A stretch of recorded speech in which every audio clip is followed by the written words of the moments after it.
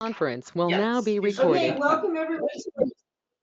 Now it is. I'm like waiting for it to kick off. Welcome to our budget meeting. Today is Friday, January 23rd. It's 9:09 a.m. Should we go around the room see who we are? No? Okay. Budget kickoff meeting. I'll kick it off to Jason. Great. Thanks, Mayor. Welcome, everybody. I want to go to the, Oh, I sorry. guess. Perfect. So this is our schedule for this budget year. As we've done for many years, kickoff meeting. Marin will kind of get into what we did last fiscal year and then how we're looking year to date this year. And then we'll get into sort of the strategy for this year, for this coming year, FY27. But after this meeting, that's when we get into really diving into the real numbers with department heads. So Marin Parker will put out packets to departments, and in February to the very beginning of March, we're meeting with the department heads on their packets and finding out what their needs are and what their costs are looking like, and that's how we come up with the draft of the budget. And so March is when we'll meet again with council, those three work sessions, March 13th, 27th, and April 17th, to kind of dive into the actual FY27 budget numbers. And we won't really know much on numbers until we get into that time frame. We get more on what cost projections are looking like and revenues. Though there could be a fourth budget meeting if we need it on May 7th, but otherwise the plan would be to comply with state law, we have to adopt a tentative budget by the end of May. So May 21st council meeting is when we do that. And then first meeting of June, council meeting would be the public hearing. And then on June 18th, adopt a final budget, or if we're doing truth and taxation, then we would do a hearing in August. So August 6th would be the truth and taxation hearing and adopt the final budget. So that's today's schedule. Like I said, we're going to cover FY25 and year to date this year, and then we'll get into strategy for the coming FY27. Great. So I'm really excited to be here. First budget season. Yay! And there was much rejoicing. I just been thinking a lot about kind of, last budget season and how that went, and we have a new finance team and new council member and kind of a new age with a new council team and new mayor term and all of that. And so I kind of just wanted to approach this budget season a little bit different, a little bit higher level, a little bit more strategic, and just instead of kind of getting into the weeds like we did at this point last year, go back to kind of the roots and the strategy and goals and where's Kaysville going and what does this council want to see and do. But before we can do that, obviously I want to present some facts from fiscal year 25 financial review. This comes straight from the ACFR report. The auditors came in that December meeting and presented about the audit and their opinions there. So this slide we talked about last year. So I'm just gonna high level go over it again. This on the right side, we have the enterprise fund balances. Unrestricted fund balance for all those enterprise categories. The overall message from our auditors was we're healthy, right? We're doing well. So the unrestricted fund balances for those departments, you can see pressure irrigation is at 0. That is the only utility rate we did not increase last year. So that's probably something we need to look at for fiscal year 27. And then restricted fund balances, water impact fee and electric impact fee. Those are restricted for impact fee eligible projects based on that impact fee study done in 2019.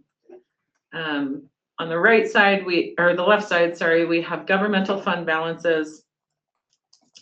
The very top is the general fund balance, which is going to be a main topic of today's discussion. So I'll skip over that for now, but in governmental, we have assigned fund balances and restricted fund balances.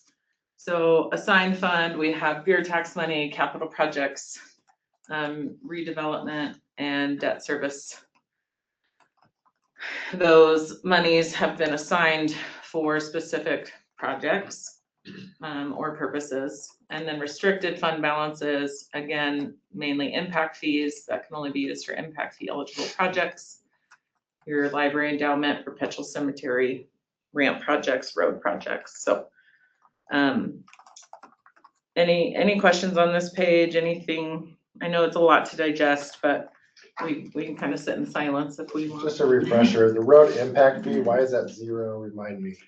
Yeah, so we did a lot of road projects in fiscal year 25. We spent all of that money on, was it 200? What road was in? 200. Yeah, so a lot of money has been spent. Okay, so that would be that, okay. Yeah. That's why it's 0, 'cause Yeah. it's going with, Mhm. okay. What kind of things can we use the fire impact fee for? So that one mainly is for the West Side Fire Station and then general improvements of the fire station. So yeah, the impact fee eligible project is the West Side Fire Station.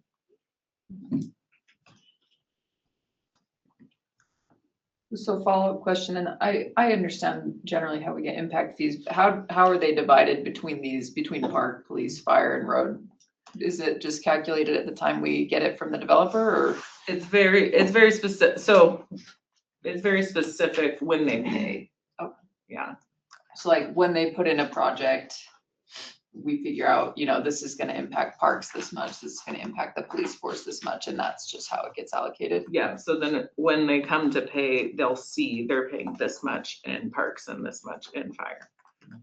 And that percentage is set, right? It Uh-huh. doesn't change per project. I believe so. And so we hire every several years a professional group to come in and do the study to see, all right, what are your needs and what is the right number to set to pay for those? So it's not just a number that as staff we're kind of coming up with. We're relying on kind of experts that do this for all cities really. And we got a big green book that's kind of got those, impact fees. So and it might be time that we revisit that. We've kind of talked about that recently because the last time this was done was before COVID. And obviously the cost of doing infrastructure is tremendously more expensive than it was pre-COVID. So we want to make sure that we're assessing the correct impact fees when these new developments come in. So that is something we're going to take a look at probably. Yep. But you have to do the study first. Right. And project your future needs, because that's what you're putting your money towards, is what this impact will put on your future needs. Yes, yeah, for sure. Because my understanding, the way the legislature's got it, you have to be very specific on what your impact fees are collected for. Yes, Correct. define those projects. You can't because we think we're gonna do something in the future. Correct. Yep, exactly. So another question, so are these fees collected, is this monies that we can use for this coming year, or they're already been spent? Yeah, so So for fiscal year 2025 20, goes for 2026. yep, so if fiscal year 26, we have impact fee eligible projects that we're doing, we could use these things. Right. Like a case in point was like you see like park impact fee, 903,000 we've got in there. And I believe skate park, for example, was one of the listed potential projects we could use that for. So if we decide, as a city council decides, hey, let's go ahead and try to do a phase 1 of a skate park next year. That could be partially funded with some of that park impact fee money, in addition to other things like potentially ramp money or the 25,000 that was donated to the city years ago specifically for skate park. But yeah, that can be used for projects anytime really that we decide. Yeah, and when we're budgeting, we take that into account, right? Like if those projects are in that fiscal year, we'll say use the impact fee monies first and then obviously other revenue sources. But Are there requirements to keep certain balances in our enterprise funds? no, Like our general fund? No? obviously we'd want to keep them healthy for infrastructure. Infrastructure is expensive. Yeah. And it's smart, right? Right. For those We don't water want leaks zero and everything hours. like that, yeah. Right. And UAMS has a suggested amount that they suggest we keep in power, right? Yes.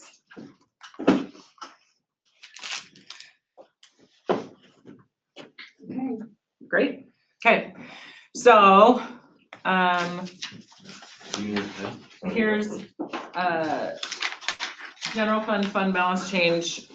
Back to this, the October meeting we had to just kind of review what happened to the general fund balance. Obviously, our truth in taxation was denied. So we've kind of tried to be strategic about this. So for fiscal year 25, we got our audited numbers back. Our unrestricted fund balance only went down $136,000, which is fantastic news. So in fiscal year 25, we budgeted $1.1 million of fund balance to be used. So why did we not see as much of an expected drop? Again, this is very high level. I only touched on a few main points. There's a much bigger story, so we can dive into that at another time if you would like.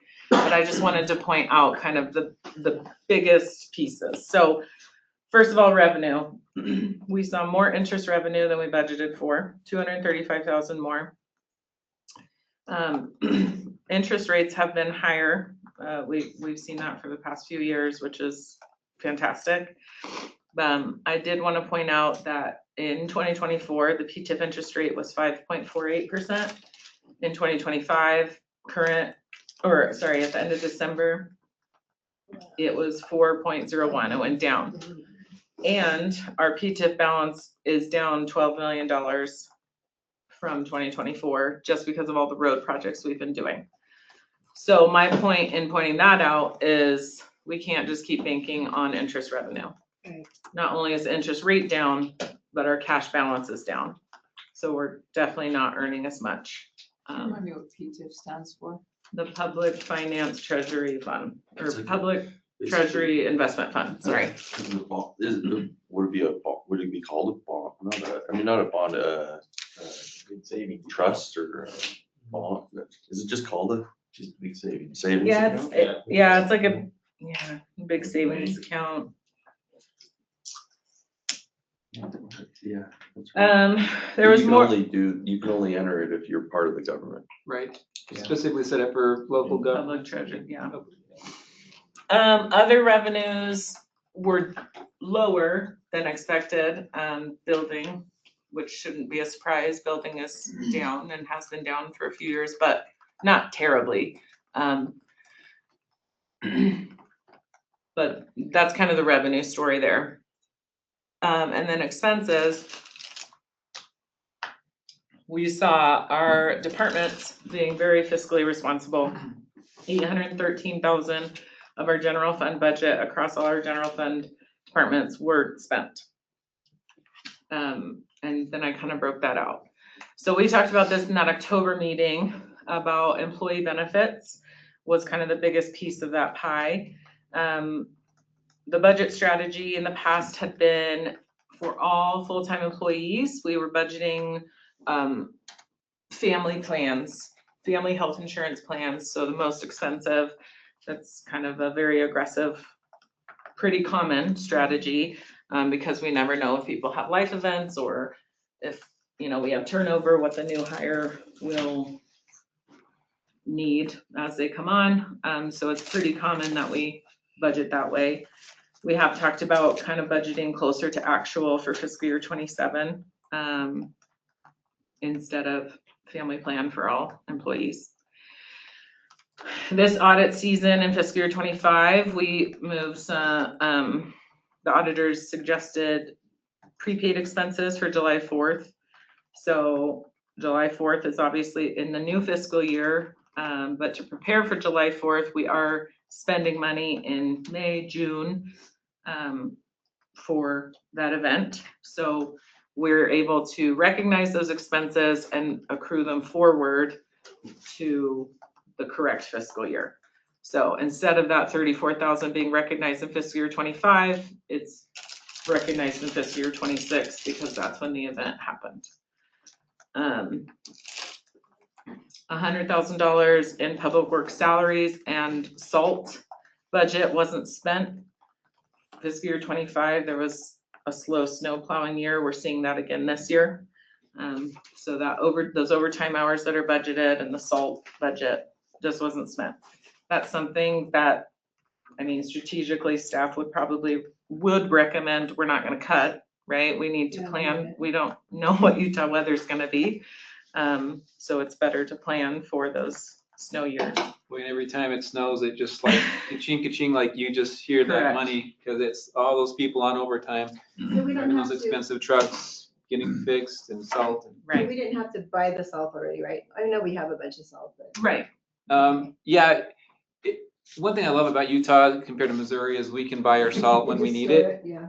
Just buy it when So we need it. if we don't, like in Missouri, they have to bring it all the way up from the Mississippi River because there's no salt within hundreds and hundreds of miles. So you got to buy a ton in advance and kind of hope that you have enough. Here, down in Richfield or wherever, they just have salt, and if we run out, we just order more. It's like, don't have to ever worry about it. So we're not really having to bank a ton of salt, in hopes that we have enough, or just, Yeah. always got that reliable source anytime we need it. Okay. It doesn't expire, right? Like, Yeah, it buy does. extra, Salt's, it just, there. lasts- okay. I mean, I figured not, but I don't know. Maybe Yeah. sitting out in the weather makes it. Well, we You'll probably get to have see the covered salt dome storage, so too, it yeah. doesn't dissolve or Yeah. whatever, but Yeah. yeah. If anybody wants to take a tour of Public Works on Kingsville University night, when they do Kingsville. Public Works, they'll take you through, Mhm. show you the salt dome and all the different, things out there in the yard. Super exciting. Kinda interesting. So, I said 100,000 were saved on salaries and salt budget, basically public works. What Yeah. about police? I didn't, because they were not fully staffed for a lot of the year. They actually were down quite a few employees, weren't they? Yeah. So wouldn't there be quite a bit of savings on their side also? Yeah, so they were about 350,000 under budget. Okay, Yeah, that's what. total, yeah. Yeah. All right, thank you. So how does this work, the 100,000 like under budget? Does that just go back into Yep. general fund? So we could essentially tap into some of that for other things? I mean, specifically for fiscal year 25, we had budgeted to use it for projects. So we saw that we just didn't use as much fund balance. Okay. Because we But, have these.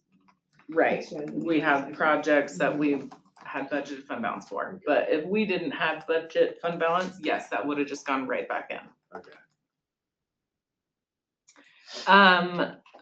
And then the last two bullet points, 20,000 between city manager and council, travel and training was underspent. I think part of that was, your guys' national conference was in Salt Lake.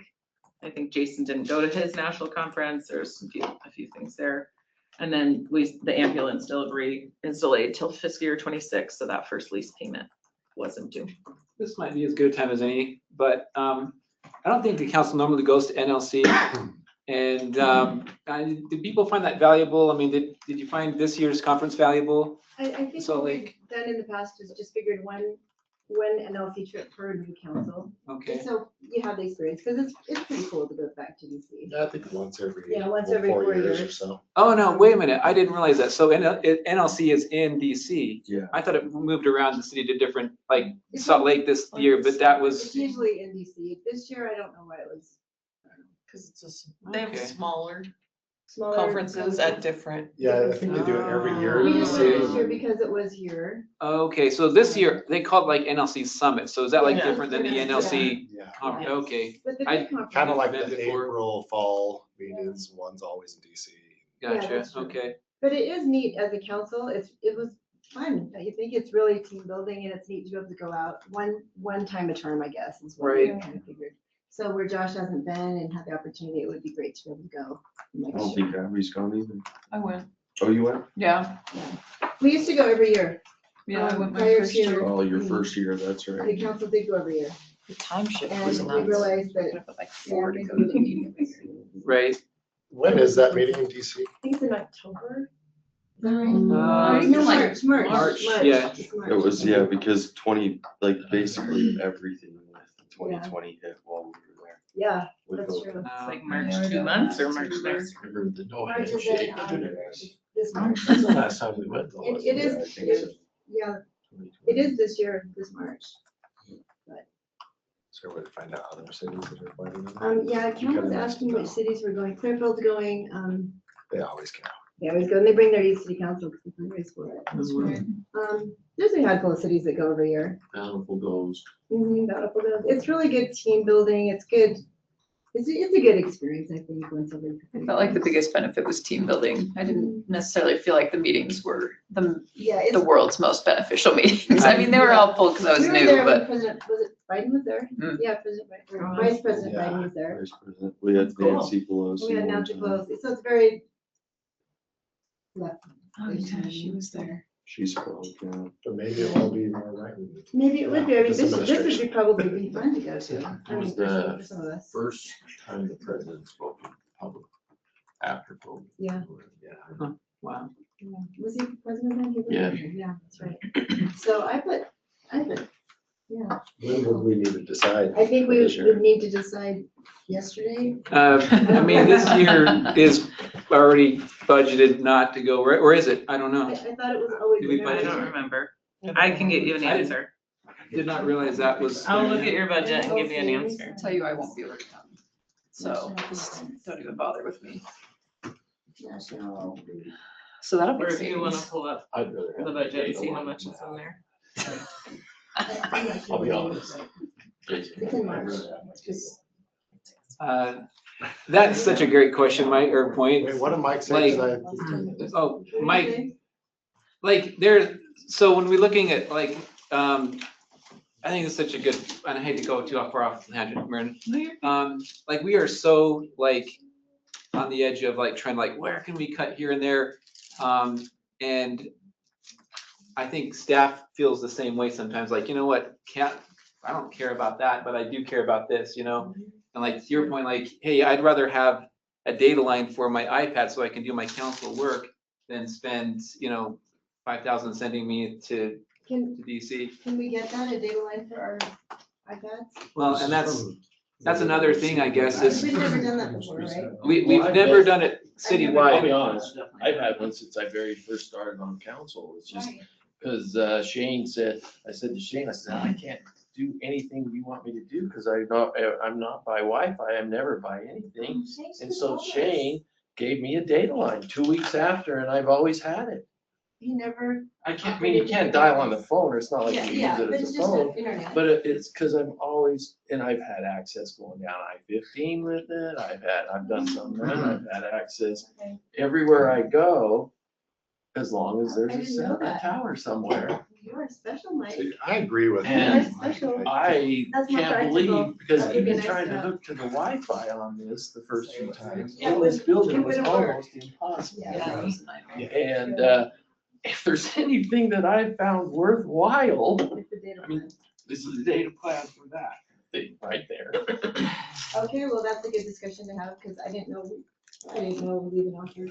I agree, because half the time I'm preparing for council on my From your phone, and phone. it's so hard to like, I don't know, read it Yeah, all, because I'm at work And- during the Just thought day. they all had them. We're all in meetings all the time. I didn't even know it was a thing until like a few weeks ago when Ryan said, oh, by the way, we had this and actually the point of that audit, I'm really going off on a tangent, but Ryan, I think that's kind of we are always looking for ways to save money. Yes. And so Ryan was doing an audit of all of our wireless plans because we've got wireless things for all kinds of things throughout the city, devices, and we wanted to make sure that everything was being appropriately used and that can we cut some of the plans if we're not being actively used. And that's when the question came up like, hey, we've got this and this. And so the question, I guess, is should we be offering iPad wireless plans to council? And it's probably not a discussion right now, but I mean, I guess we're having it, so. You're talking a cellular plan. The cellular plan. A yeah. cellular, data plan for so you can do your council work while We're you're, not How much was it a month? When you're not at home. $20, Oh, is that all? Yeah. That would be awesome. I believe. 20 times 6 times I 12? pay for my own, but that would be awesome. I think But- it's great. Yeah, I It just is would expensive. like a consistent approach. So Clearfield does a $40 a month stipend for all their council members for I always data. thought too, trying for me to tap into somebody else's Wi-Fi was kind of a real security Well, you would risk think so with too. emails and stuff. But I don't know that much about that stuff. I thought, tying into all these, trying to $1,500 tap into all these unsecured, Yeah, things add up. Right. what, it would be exactly what it seems like we don't want to do. But anyway. So, No, we'd no, rather do that than go. but I don't wanna hide it. I mean, I'm not trying to hide it. I just thought everybody had it. Oh, yeah, well. Cause Shane I'm gonna said, I text kept him. going, God, Shane, I'm sitting out on the dock out there Um, 3 days a week. I get my packets on Friday. I have no way of getting it till Tuesday. I like to be prepared, so I read most of it. You do tend to read most of I it. do. You And do. so, I got that. and so sitting out there on the dock in the morning, I spend a lot of Watch time. people crashing their boats. I'm pretty sure there's a Starbucks you could go to and just use their Wi-Fi. But then you can't watch the There's not a boats. Starbucks. Not, There's nothing out there. not at the dock. I'm fine with that, whatever you guys And it makes decide. him happy. He likes to see people crash. Yes, I do. Anyway, Okay, so, anyway, seems pretty inexpensive for the time we spend. And that is a very Yeah. good point, actually. We spend a lot of time looking, and in meetings, offsite. That's fair. It's fair. You know, use it Okay, for all of my, I made a note of that. all of my Jason. assignments. Sorry for the, Mosquito abatement, layoff. Oh, yeah. power, all those meetings I go to, Oh, believe me, I know that. taking that. There's lots of them. Okay, Okay, back on track. any other questions on this No, page? Okay. So then, still reviewing fiscal year 25. These pie charts are just highlighting governmental funds, showing you the biggest piece of the pie is general fund. 75% of our governmental funds, revenues and expenses are general fund, which is typical. And then to break down general fund even more, general fund revenue. This is highlighting that our two main sources of revenue for general fund are property tax and sales tax.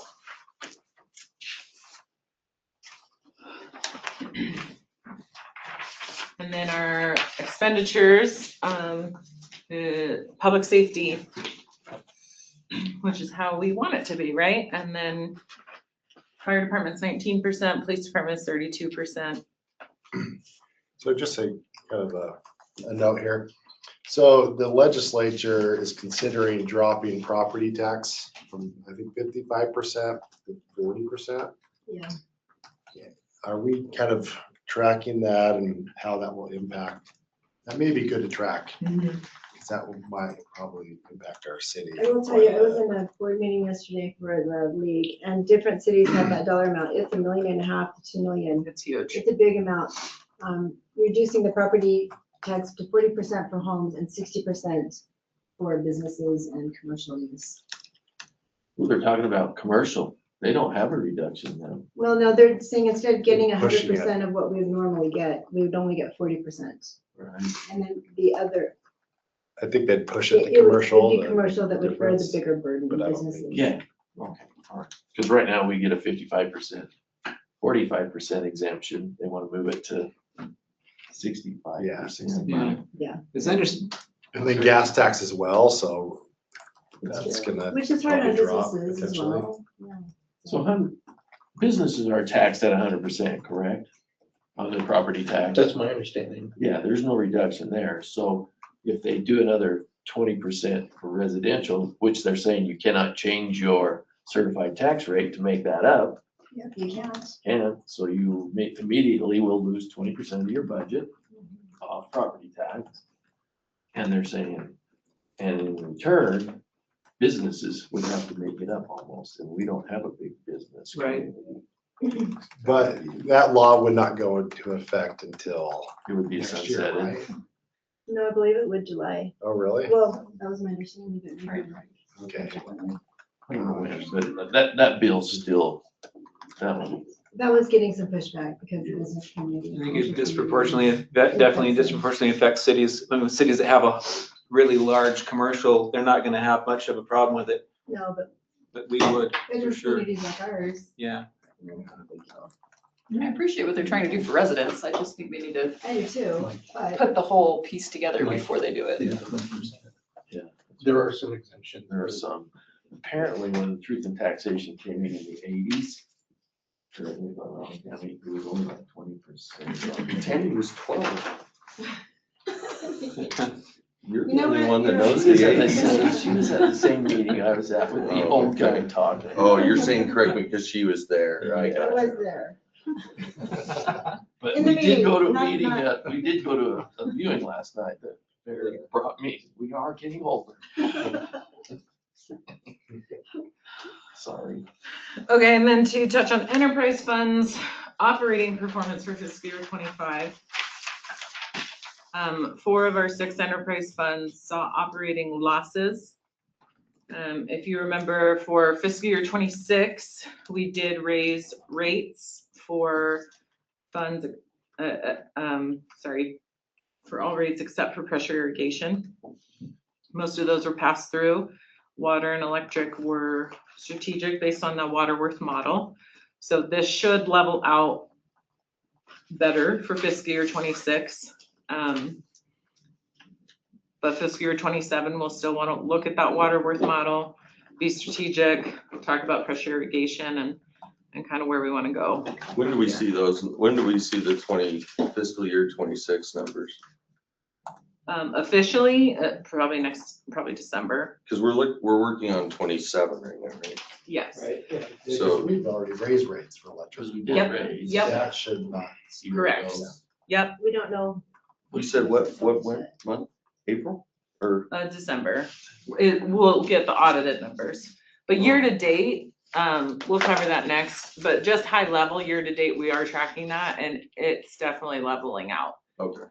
We're seeing that increase of rate Is helping. help, Now, yeah, with the operating. you've mentioned pressure irrigation a couple of times. Yes, We don't have a pressure irrigation. So Correct. to raise rates there, we would have to have those entities raise their rates. wouldn't we? I mean, yes, but we do have operations, right? So we have salaries that hit there, we have expenses that hit there, and that's where we're They losing. don't pay those back to us? No. So when we collect for them, they don't pay that back to us? No. But as far as We are raising rates, we could subsidizing that. actually raise a pressure irrigation rate, How do we raise it when we're not the Yeah, I don't know. entity? because it's based on water usage, isn't Yeah, it? we're not Weber Basin, so how do we raise their rates, I guess? Because They're not we're based- doing a service for them, so it's the admin service charge. Oh, you're that we talking would about raise. the admin service fee that we would charge them, Yes, but not our no, residents. no, we have an admin service Okay. charge to our residents. Oh, okay. Now, is If that you the look at- same like the sewer district? Because we Mhm. collect the sewer district, so we Mhm. have We have an we could admin actually service. raise our rates. They wouldn't have to raise our rates, Mhm. raise their rates to pay us back. Correct. I didn't know that. I thought they were paying us back for our For the rate. administrative services. Yeah, I thought they were too. Where are we giving them their services for free? Where are we managing their We have the their admin, services for free? I don't know. I mean, I think it the just, detail of the maybe contract, you could but- look at different ways, but it's just a way of directly charging residents rather than the sewer district charging them and then it kind of goes through an extra pot or extra set of hands. I mean, Honestly, I could knew do we've either always way. been collecting them because they really didn't have, especially when they were smaller, they didn't have that ability. But All I one thought they were utility paying bill. us back out of those Yeah. rates paid. That's what I thought too. I'll clarify that and get back to you, but Okay. as I was looking at the Otherwise, rates, we're it just doing seems like their- we're doing an We're admin doing it for service. free. We're managing it. Well, we're subsidizing We're it. subsidized. Oh, we are managing it. Yeah. For them for free. For less money. That's what I'm afraid of. I mean, one of the contracts, it was the debt, the, wasn't it, they paid off the debt of the infrastructure? Sorry, which project? Wasn't it the sewer pipes or something?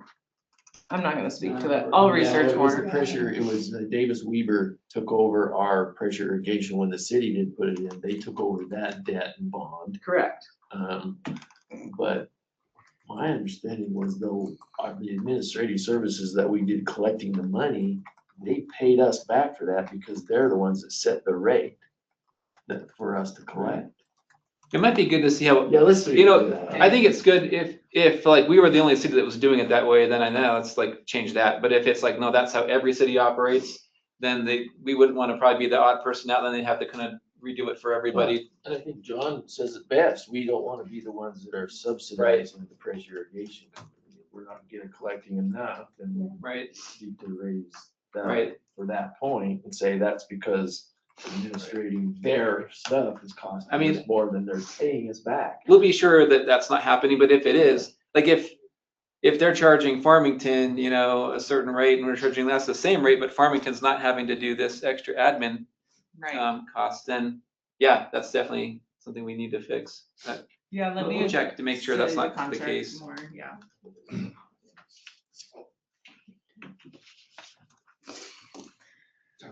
I wonder, would the cost for This pressure one's listening irrigation to this meeting. change depending on the water service, like Hayes Creek versus the others, because of how many people they're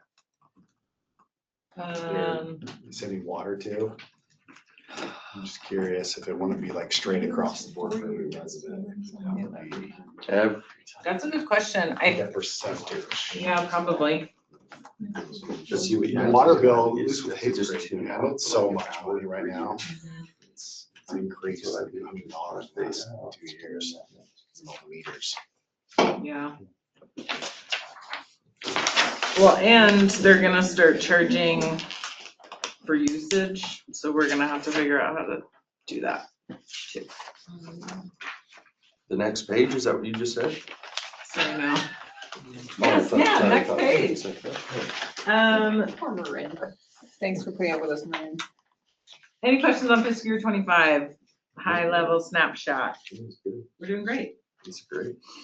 Okay, fiscal year 26, again, looking at it, there wasn't anything super noteworthy out of the ordinary to point out. We want to spend a lot of our time looking at fiscal year 27. So fiscal year 26, we just wanted to highlight revenues. So sales tax revenue comes 2 months in arrears, so we don't have November's payment yet. In the past, when we've kind of looked forward, forecasting, we've just kind of matched the previous year's payment. So doing so for fiscal year 26, our sales tax revenue is pretty much on track with where we budgeted. A little bit over, which is good news, right? But this is just showing us that sales tax is flat. It was under in October and September. Very but much. Extremely over in August. Yeah, what happened in August? Not sure. It's just a fun day. It was a fun month. Well, August would have been June spend, right? Because we get the payment 2 months So the summer. behind. So summer, I don't know. So you're asking what happened in Sure. July? Yeah. Okay, very cool.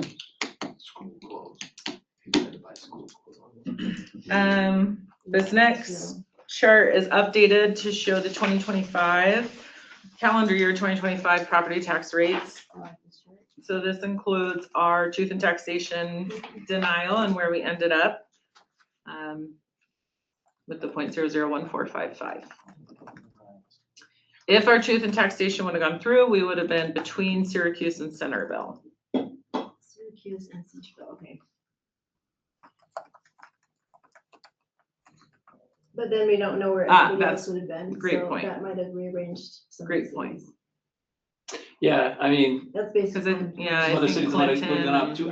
As I looked at, I think we still would have been through Syracuse, between Syracuse and Centerville though, I Okay, believe when we would looked at it, okay. yeah, wouldn't have still mattered even if. Yeah, because I think It blows me away that Clearfield is so high. And, yeah. They do incremental tax increase every year to um, capture, don't they? They- To capture the property value increase? Yeah, they do, and they are trying to reinvent their city and rebrand it and doing really cool things, but it's just. Yeah, they're doing a lot of Okay. Yeah, like beautification. Yeah, we've got a lot of people now that live there, so. It's crazy, and Sunset, I mean. Yeah. West Point makes sense because they're growing.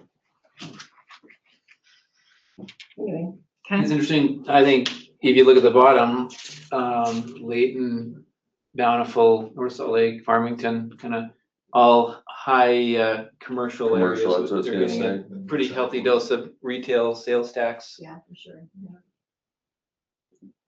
Yep. Yes.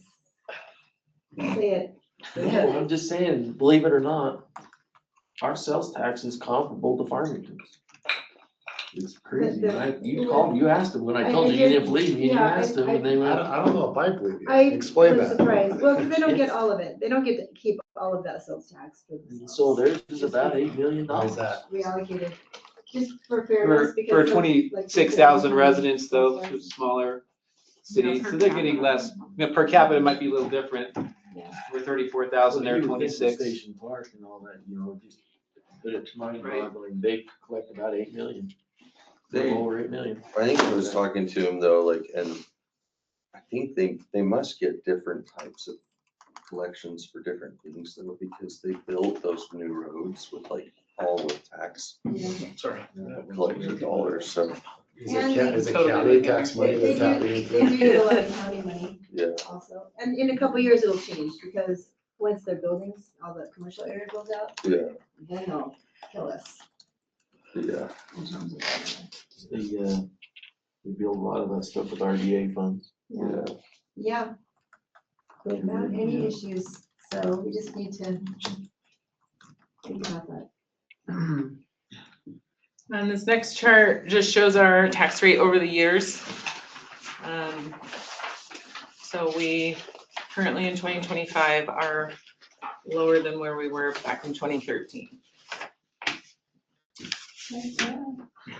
So what's that based on? And because we did a tax increase, let's see, in 2020, we did a tax increase, I think. Very small. Yeah, one in 2022, didn't we? And we've done 3 that I know of, this, since I've been in this 6 years. We did one the first year, Tammy, remember, the first year that we were counting? When, and then we did one when the police officers, When we had to take paramedics. yeah, take paramedics, and that was 2 years ago, right? So that would have been We've only done 2023. one since I've been on. One since you've been on, but 2 since Tammy and I think, and John have been here. I thought We we did it had done about the 2. first year, Yeah. when we were meeting up that, Yeah. Mhm. we did the tax increase Yeah, for that the year. fire. That was. Maybe We had to do the fire and then we had to do it We because did we the took police over the officers on paramedics. it. So we've done 3 in the It's gonna be last 3. 6 years. Let's just lose county. And, but yet our rate went down. It's interesting, you said, you can actually do a tax increase and have your rate go down. Yeah. Because what you're increasing is the dollar amount, you're not changing the rate, the Right. county figures out what the rate is. All those years where you see that flat, like 17, 18, 19, those are all years where we actually did a truth in taxation. But we didn't capture the growth. Well, So yeah, we had to actually raise the dollar amount, truth in taxation, but just to keep the rate neutral is what that was. Yeah, this is a hard chart to follow, Yes. Right, because it's based on valuation, which went way up. right. So that would have lowered your number and you got more money. Yes. So we've lowered taxes every year. No, we didn't. I mean, it's hard, right? There's so many variables in this. You got inflation and you got, like, what's the most accurate way to look at it? There's different ways. But in terms of what your rate is, that's one way. I think that's a good message. If you go back to 1997, Yeah. I would love. we're to actually see paying that. less as a rate than we were in 1997. Right. But there's lots of variables again that affect that, so. So the takeaway from this is we're very efficient Yes. and we run very lean for all of the wonderful, incredible resources that we offer people and the services. We do a good job. I think that's a great honestly, Mayor, I think this chart tells you more than anything I else. do too. This is your That's true, why- I think, Yep. like, how we're operating, Absolutely. Of the That is city. a great chart. right? We need to- That is a good chart. It's a great chart. We need to publish that They're chart. just like, There's That that should be chart. They don't- On our they don't show that. website, the only thing on our website. These ones Did you don't, hear that right? they don't, they kind of. It's Let's change our it's logo interesting to that. information, but yeah, there's. Let's change our logo. That's our new logo. Yes, new logo, here we New go. charts. Here we go. Pretty good. Every time people talk about like the road situation or sidewalks or things like that. I mean, they want to improve some of that stuff, we It's true. probably need to bump that up. Yeah, it's true. Or Beautifying. Syracuse. Takes Yeah. money, yeah. Okay. This next chart, Choice. just going into fiscal year Pronounced '27 Syracuse. and our strategies and thinking of that truth and taxation dollar loss, this is the general fund balance percentage. So state law sets a range for your unassigned fund balance, general fund balance to be no less than 5% of your revenues and no more than 35%. So I just wanted to highlight in 2025, we're at, I think it's like 34.7 or something. And then taking the loss of the 1.7 truth and taxation denial and the budgeted amount of 949,000 fund balance use for 2026, our fund balance percentage using the revenue, budgeted revenue will drop to about 18%. And the minimum's 5 and the highest 35. Yes. Okay. And the GFOA, Government Finance Officers Association, sets like a recommendation as well, and their recommendation for cities is to keep at least 2 months of operating costs Yes. as a fund balance. So that would be like 16.7% basically. of- So we're almost there. We're almost there, yeah, of our minimum, so. Can I? Yeah. Just because this is complicated. Government finance It is very is. complicated. Mike made a Yes. diving board. So does the 2026 include the 7 Yes, million of, okay, yep, so I took the 7 million minus the 1.7 okay, and minus what we budgeted of 949. okay. Yep. All right, thanks. So the takeaway here is just we have to be careful that we've Going got, into fiscal year we've got 27. fund balance, but it We can went. easily go down, yeah. So. Everybody clench, yeah.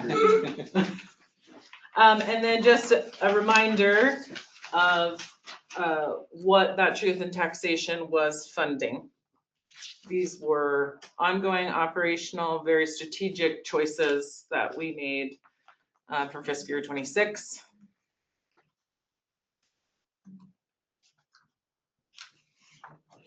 So I just wanted to include that here. So now we are going into fiscal year 27 budget strategy. Jason's gonna lead this. All right. Yeah. Excellent, thanks, we're in. Perry's not here to complain about the use of the word equitable. What are we gonna That's do? You can do it. Can you do tomorrow. it on his behalf? Yeah. I don't know Yeah. how I feel about that word.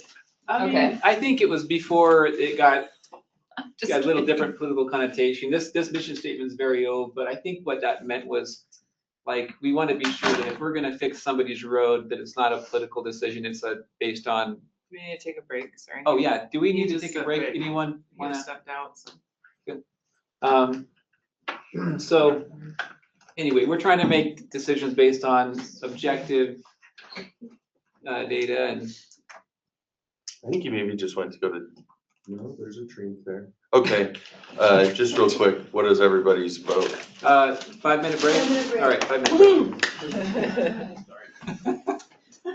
Josh is like, how are you guys gonna be done? You're like a bunch of I was goldfish. down in the- Usually we're a little bit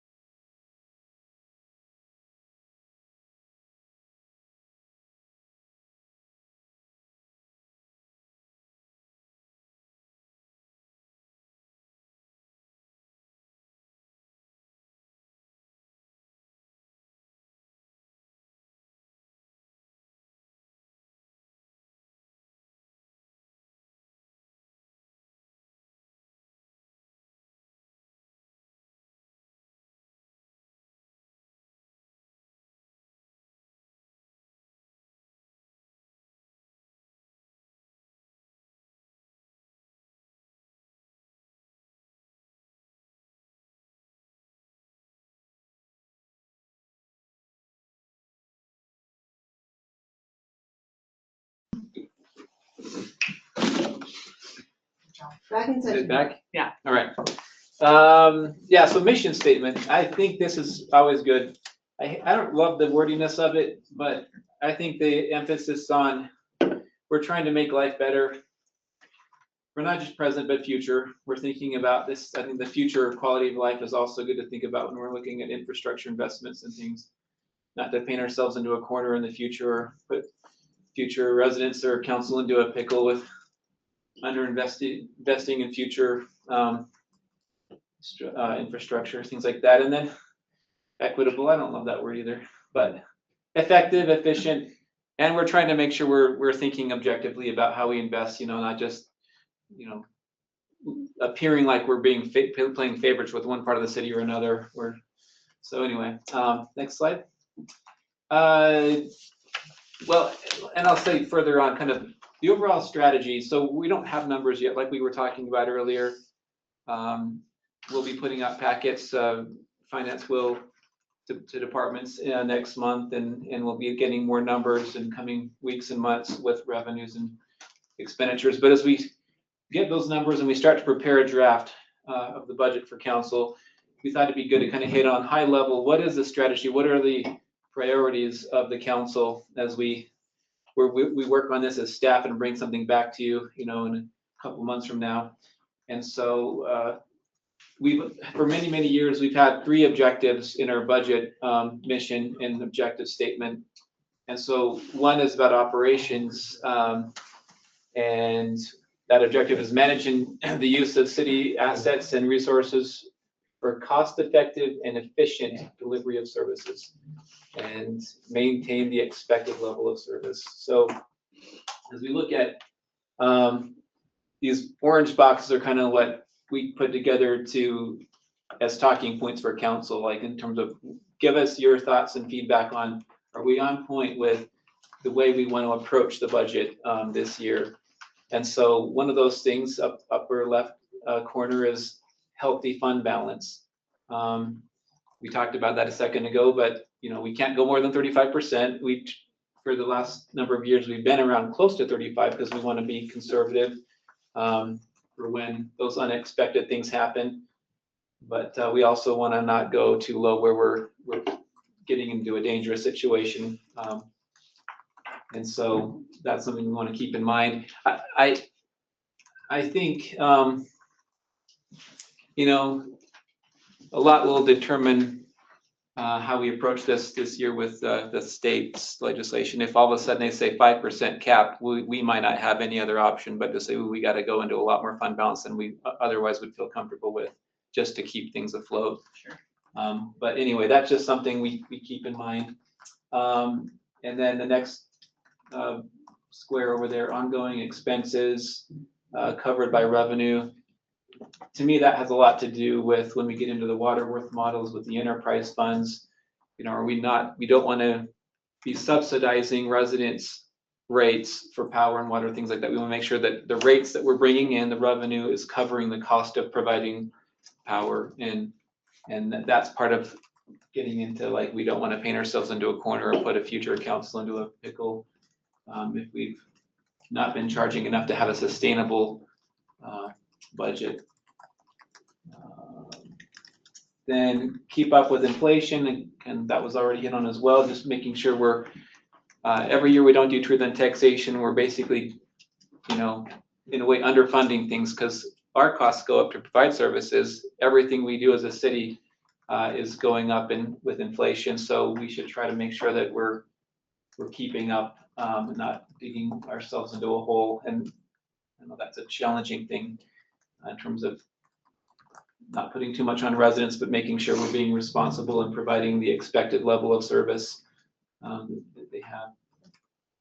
And then creative solutions, bottom left there, creative solutions to save money. That's something we always want to do. That to me is talking about things like, this current year, we needed a couple of new positions. We needed a water operator because we weren't able to keep up with ensuring we were doing the proper water testing and all the things that are going on, water breaks. We had one last night, we had one this morning. I mean, there's just so many things going on with the water department. And so we funded one position, but to do that, we found we had 2 locators, and we were able to eliminate one of those 2 positions in order to create a greater need, funding for a greater need with the extra water position. So likewise in power, when Bruce retired, we didn't refill that position. We needed somebody to be a meter man and help us calibrate, all the stuff with the metering going on. And that's been a huge benefit to the city. But just a couple of examples where we've been able to eliminate positions to create other positions and better allocate the resources that we have.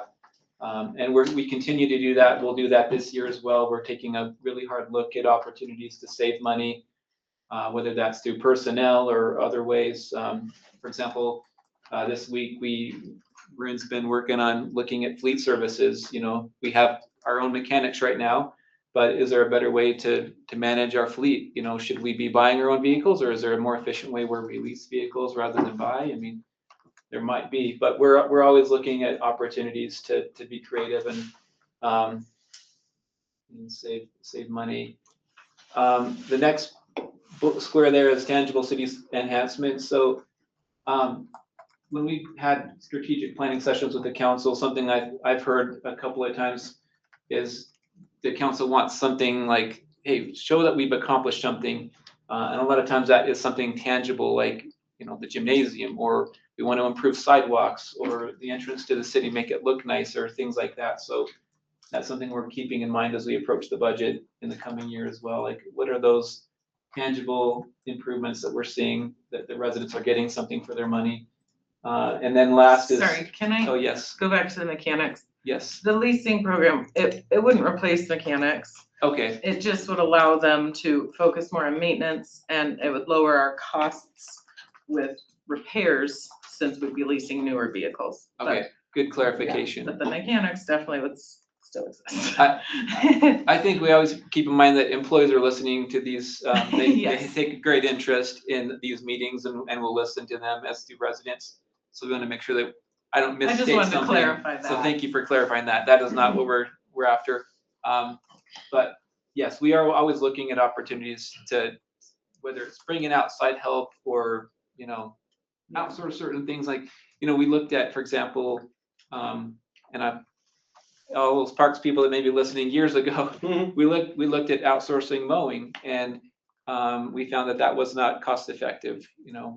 We do a lot of our mowing with seasonals that are making hourly wages, and the cost of bringing a contracted mowing company in, especially when we need to, we're constantly responding to, mow this field, mow that, prepare that for a game tomorrow, and the cost of bringing people in for that is just really expensive. So we found that it was cheaper and better for us to just keep it in-house.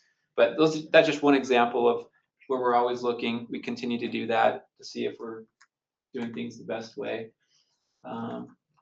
And then that last bullet, or last box, the FY26 truth and taxation loss, that's going to be a big challenge for us this year. And I guess that's to come, right? We, as that slide that Marin showed, all the things that were funded with that anticipated truth and taxation, the gymnasium, the position in legal and in police, and just the general cost of, inflation going up on things.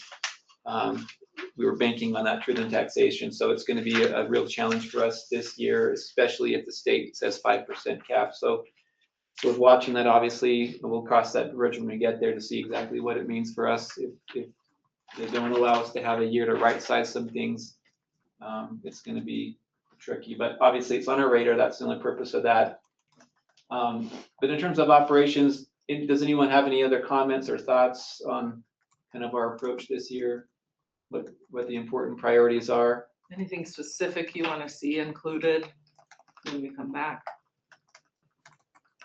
I think it would be great to be able to show our residents what you've done within each department to try to cut. Because that's, utmost, I know the conversations are internal to the departments, but I really want residents to be able to see that we've taken this seriously, that we always do. But this is what we're doing to really drill down, try to, be creative, try to cross-train, cross-support each other. Sure, I think in dollar numbers, that would be really helpful. yeah. I agree. Mayor. And some of that is not things that we've, yeah, I guess, what, we could be spending a lot more, but we haven't because of this, and this, Yeah, right? and maybe explain, this person, Joe over here, he does these 3 jobs that normal cities would hire 3 people to do, or something like that. Just so that we can show that we are being as lean as we possibly can. Because the big discussion at the state level is to cut 5% across the board for all, schools and departments and try to become more efficient. I think that residents are gonna expect some sort of a chart or something to show that cities are also doing that, and Kaysville specifically has always done Right. that. But here's how we've done it. And I think to the mayor's point, maybe not just what we're cutting, but where we're being fiscally responsible. Right. Sure. And we don't have to get too nitty gritty into like, this employee is doing this, but just kind of overall, the better we can paint the picture and educate the residents, I think it just helps all of us to. In Public Works, I know Josh has had several people leave, and instead of hiring and replacing them, he's had other people pick up the slack and jump in and help. So I just think those kinds of conversations are things that we know about, but residents don't necessarily know about. So it's not that we're just trying to grow. We're Yeah. really trying to be lean and mean. I think Yes, for sure. one of those big ones is like we've had over the years, requests for 15 new positions, and we funded 2 of those 15. Yeah. Like, and those aren't just made up things. Those are real, based on real needs that I think we can show, quantify, explain. And sometimes I think it helps too when people are saying, look, we had a complaint last fall and summer about the field maintenance, and people like, kind of getting a little picky sometimes on this field or that field. And what they might not understand is, we'd love to hire 2 or 3 more parks people. We've grown our parks tremendously over the last several years, but we're doing it with the same group of people, same number of people. And they're not just doing parks, but they're doing, areas of road that we're responsible for. Deseret Drive, for example, we got to maintain a strip of that, weed it and things. And so we're just kind of like spread out all over the place. And I think it might help residents to understand, okay, I get that maybe this field, it wasn't mowed as nicely as I would have liked, but also understand we're trying to do our best to manage, balance expenses. And that means sometimes, And all this acreage and all these parks, people just Right. don't know. And it would be nice if we had a PIO that could present these stories, but we don't do that because we don't have funding. But it right, would be nice if maybe each department could sort of tell their story and make a little video, That's so about funny it. you saying they that. could just do it for themselves. Yeah, And then post it that we don't just do parks. We also Right. do facilities. We also do cemetery. We also do, Kind of like extra. Right. I would charge, Kaysville University, but for the public. Yeah, exactly. Just Yeah. like my. Yeah, like I that. think we save whatever money we're spending on when the envelopes go out with the bills, we little do a whatchamacallit, Utility bill? Newsletter. newsletter, thank you. Okay. I think we save that money and instead do a mailer uh-huh, that you don't have to open, so like a card. uh-huh. And each month or every other month, it says, want to know what Kaysville Parks and Rec does, QR code. Right, And mean- just like if people want to watch the video, they watch the video, but we have each department put together their video. right. I think that's a good I idea. mean, and that's the challenge we have, is we don't have people a lot of times to put stuff together, like, Well, so, the Doesn't have to be department heads. professional. But- Yeah, it doesn't have to be super professional. It could be just literally just It's like what a, Noelia does for the Police. right, she is well, and PD does have a PR person, that is Noelia, right? She's the public information have her- officer. Have her go help But each department on just one day. I've you been know, thinking that every same 2 thing, months. wondering if we could borrow the police's, but I didn't want to say, like, I didn't know if it was possible, but yeah, I agree with Of John. course it's I mean, if possible. they'll It's allow our us to city. borrow It's- her. but it's always keep in mind that, all right, what drops off, if Well, you it take her doesn't have to and be put her on weekly. other things. No, it doesn't have to be weekly. We're just saying one No. time throughout the year. This would Right. be, Tell our story you because know, people don't know. Or what about this? What of having like get all the department heads together with her, do like a training of this is how I do Right. it. this is what makes a good video, bad video. I guess if we had to hire, I mean, I think the places do a video like that. The for, Catalyst Center will actually do it. for Yeah. free. Oh, yeah. Those Um, kids will do it. It's just Contract taking the Catalyst time as a Center. department to tell the story, but we're Yeah, getting into the weeds, I get it. and we definitely want to do that. We want to tell the story. And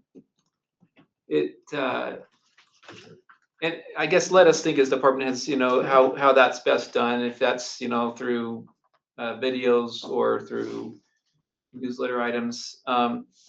I just know they're really challenged with just things are falling off all the time, off the truck, and like, Yeah. what's the priority? And I do agree that telling the story is a priority, because you could be working your tail off, but if no one knows about that, like, it's almost like it's not happening, Yeah, it's Um, Josh's story with the pipes, it's showing Right. videos of the pipes, right? we're gonna be asking for a bond for the fire station, it's what are the fires, what's the situation, what are they doing, like, we need to create this now.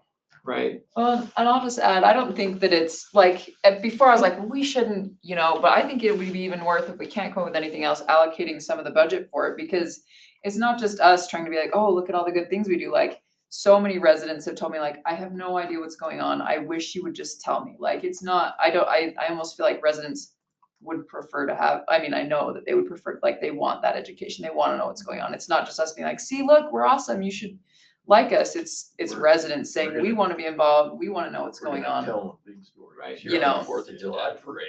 So- You're right, and I That'd feel be like, awesome. a lot of people tell our story for us on Facebook and they totally get it wrong. and Yeah. they don't know what they're doing. Right, but we understand it takes time. Yeah. Yes, exactly. But that's, I guess where I was going with that is, if we can't even come up with any other thing, like if it's not feasible to borrow Noelia, or if the Catalyst Center can't do anything, I think it would be worth it. Even though it seems like it's fluff, I don't think it is. I think it's almost a necessity. I mean, would any of you be willing to come help? I would be willing to that? do it, and I have a course. son who's got a really good I'm camera. pretty So, critical. yeah. I used to be can really also critical. help. I did videos when I was on the planning Tap into commission. that. And they don't have to be good. I mean, they don't have to be professional. Oh, I could show you some pro videos I've made, they're so good. And Yeah. John has a great Sure, and it's video. recorded as we do, Yeah. but I just don't think, I don't think our employees can stop what they're doing to make said I video. think if the departments want to help educate so that we can tell our story as we have Sure. budget discussions, I think that they'll prioritize some Sure. time. So, yeah, I would be willing to come and get my son to help us make some Yeah. really short, less than 1 minute, 2 minute videos, because nobody will pay attention for longer than that. That is true. Is the point just, I think Mike's has such a great idea with the parade. Like, so many people have no idea what the city even does, like, that, okay, we think it's obvious because we're just doing this every day. Like, we know that there's a cemetery and there's all these parks and there's thousands of kids that are signed up for Kaysville recreation programs, and Robin's like handling 125 soccer games on a Saturday, like literally, right, by yourself. And I mean, there's just so much going on, and it's not that, I think just getting that out there, hey, here's what we do, Mhm. that would be great. And I do think that that one slide showing what Kaysville third lowest, like, is also a great storyteller that, hey, Agreed. we're trying to keep taxes relatively low in the county, and we do a lot with, little compared to a lot of the neighboring cities. So, yeah, and kind of speaking to, like, we're looking at opportunities to outsource or to get, rather than hire, a lot of cities have a full-time Right. PIO or a department, like South Jordan is a great example, like, love their content, but they have 3 full-time people that are dedicated completely to PIO, like generating content and putting videos and social media posts out there, and it looks great, but it's like, that's all their job is to do that. I think we can do a lot with just, we've recently contracted JUB. Well, they've been our contractor for decades, but they've got a public relations component to their company, the Langdon Group, and they've been doing stuff for us for years, but we're kind of adding that into our mix with, as we go out and educate people in the fire station and other things, we can use them. And I think it's a lot cheaper to do it that way than, say, bring in, a full-time or for what sure, part-time for staff sure. member, right? Oh, So- wait, but yeah, but like the question really is like, look at what the fire, what's his name that has achieved at the fire. Cam has achieved, Oh, and right. that's not, that's just him being him. Right. That's kind of what people are looking for nowadays, really, are Quick, just quick, fun. creative, fun, stuff Right. like that. And I get it, you can't like duplicate that all the way around, but I will say, when we look at the budget, in terms of revenue, where we are, Clearfield has a PIO, and they do tell a good story. And so I think that really helps in the fact that they're able to get things done that they need done, Right. because they are talking about it and telling the story. And I realize it's hard to just throw it out there and you guys are thinking, well, who's gonna do it? I can help you. I think right now I look at Anne Marie over there, just as she's typing, like, she is essentially our PIO, one of the many hats she's wearing. Yeah. And Mayor, would you be opposed to assigning, each of us, Council member, whichever different council member is Yeah. over whatever thing when you make your assignments, Yeah, have part of their responsibility be that they have to go out and film one of these, and promote it. Yeah, let's do it. I think that's a We'll really take good it upon idea. ourselves. let's do it. Mike's will be absolute dog shit, but No no offense, What do you no do? offense. I'm not even sure I what you know, do. this is why I'm saying I'll go with you. Yeah, that's good. I'll have Brian will help me with it. Yeah, Brian's good at that. Okay, so there you go. Okay, yeah, let's do that. Sorry, we are circling. I like that idea, and I do think this is very important, because this is the initial meeting, but when I think back on my time on council, I know some good things we've done, but it's hard for me to even tell the story to my neighbors. To Abby's point, people don't know what we do, and if you don't tell your story, either it's told for you or there's no story at all. Yeah. And I feel like getting content out like this, it helps explain why we haven't done a fire station yet and what the expectation will be if people want that. But we have so much talent in the community. The 4th of July, we could probably get many more entries into our parade if people know about it, and we can tap into that talent. But also, if we do have to do a tax increase, it really helps us to grease those skids before we kind of get to that point where people have buy-in. I think it helps our businesses. It makes people excited about Kaysville. I feel like Kaysville residents have kind of lost that excitement and love of the last 10 years. And I think this Even would help Kaysville's reclaim that. Facebook page, like back when Yeah. the drama with Dave and everything, do you remember that page was hopping, like every I know, now you 2 post days, it. every 3 days, there'd be something new and There was kind a of, business page that Yeah, was and hopping, it's and all just. I feel like it kind of starts really here with us. And I probably need a little bit of guidance, but I'm willing to put in the work. Okay. do you guys feel like the Kaysville University's use, that was the main thing with that, is like, hey, how can we get the message out to what is going on in all these different departments, and what they do? And I know that's limited because you can't, open that up to the whole city. Why can't we video it? Yeah. Why that's what I can't was just someone thinking. be there with their phone and just video it? It doesn't have to be professional. It Well, doesn't have to be video- high grade. Video parts, and then we need someone to edit it. and Okay. chop. It's easy. So it's not like a I straight- can handle the editing part of it. I know how to do that. Yeah. But it would just be really nice to they're already doing it, and right now, they Right. should have told you that it's a session and everyone's really busy, so this is probably not the That's why I best haven't been time. able to do it. Oh, yeah. And people are busy, but I think Kaysville University is awesome, but if we just had a slide deck of Kaysville University videos, I think that would be awesome. Yeah, that people can Yeah. access at any That's how we're time. doing it. The problem is we're living in like what is they calling it, a 30-second, Yeah. 30-second our attention span information is 15 world, seconds. like, 15, yeah, maybe. But I know more about what the police is doing by those videos every week than I've learned in years. I love it. I tune in every time. Yeah, I do too. Yeah, Josh had one, that would be nice. Yeah. It would be. Yeah. 25 bullet pipes. Yeah. Yeah, check pull out this down pipe, check out this, 25 just even a rats pop, in the pop, pop, pop, Yeah. pop, pop, pop, all the pictures and the Oh, that'd be pipes. fun too. How'd you spend your Christmas to Stavro? I was fixing this pipe. Yeah. But to your point, yes, each liaison should do that, so we'll talk about that later. Right. Sorry, Jamie. So takes that off your table. I think that, no, this is perfect. And honestly, at times when it's appropriate, I think we can draw on Langdon, here and there. If we want something kind of professional looking, we can do that. But generally speaking, more content, just get it out there. Doesn't need to be like It doesn't have to be professionally polished, and just get the message out. And the power of that story is huge, right? I always love that Josh, showing the Yeah, brought in Grodin pipes for us because pipes, we wanted right. to see so that people can actually put eyes on it. And then we go, oh my heavens, we need to do this. Shoot, we could have Cole do it for the 14-year-old kid that can just throw together a video in 10 minutes and it's like, whoa, Yeah, he's got an intern. all these kids could That's do really it. cool. You know what I mean? Yeah, Like, that I think was- we've got kids that could just throw stuff together that would be Our awesome. youth council, Yeah. why don't we tap our Oh, youth yeah, council? let's have them help us do 'Cause They're this. so snazzy. They're with Let's super do good it. at this kind of Yeah, stuff. I like it. Anyway, John, okay. That's youth good council. stuff. I love it. Youth council. Sorry to derail you. Keep going. No, this is perfect, Mayor, thanks. Anyway, any other thoughts on just general, again, these are just high-level strategy. As we approach the budget, we're thinking of these things. For operations. For operations, yeah. I want to go to the next slide. Yep. So, we are a service organization. Not unlike other cities, the majority of our general fund is in personnel expenditures because we exist to provide services to the residents, and then that's done through people, of course. So employees has always been a major objective of the budget. How do we approach, the employee costs?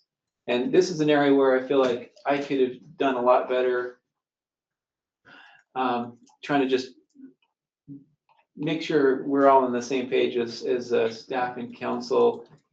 And, we're not into numbers yet, of course, but in the past, we've looked at market pay. Like one of our objectives is to make sure we have qualified employees. And we know there's going to be turnover. We're not trying to keep 100% of employees here, but we want to find that sweet spot of, not losing too many quality employees because, we have lots of anecdotes of when we've lost a really good employee. And then it's taken sometimes 2 people or more people to try to fill that person's shoes. So that first bullet or square is using Davis County as our compensation benchmark. In the past, we've used cities all over the state, from Utah County all the way up to Box Elder County, and I think even sometimes farther out than that, Tooele. And we just want to find what's just a common sense approach to figuring out what the market is. I'm not even talking right now about where we should fit in that market, whether we should be in the top end or the low end or the middle, just what is the market?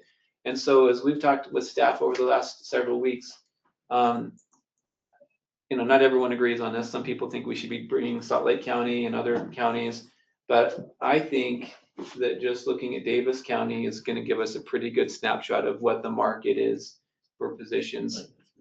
We don't need to look at Salt Lake. That's fantastic. We don't need to look at Ogden. Yeah.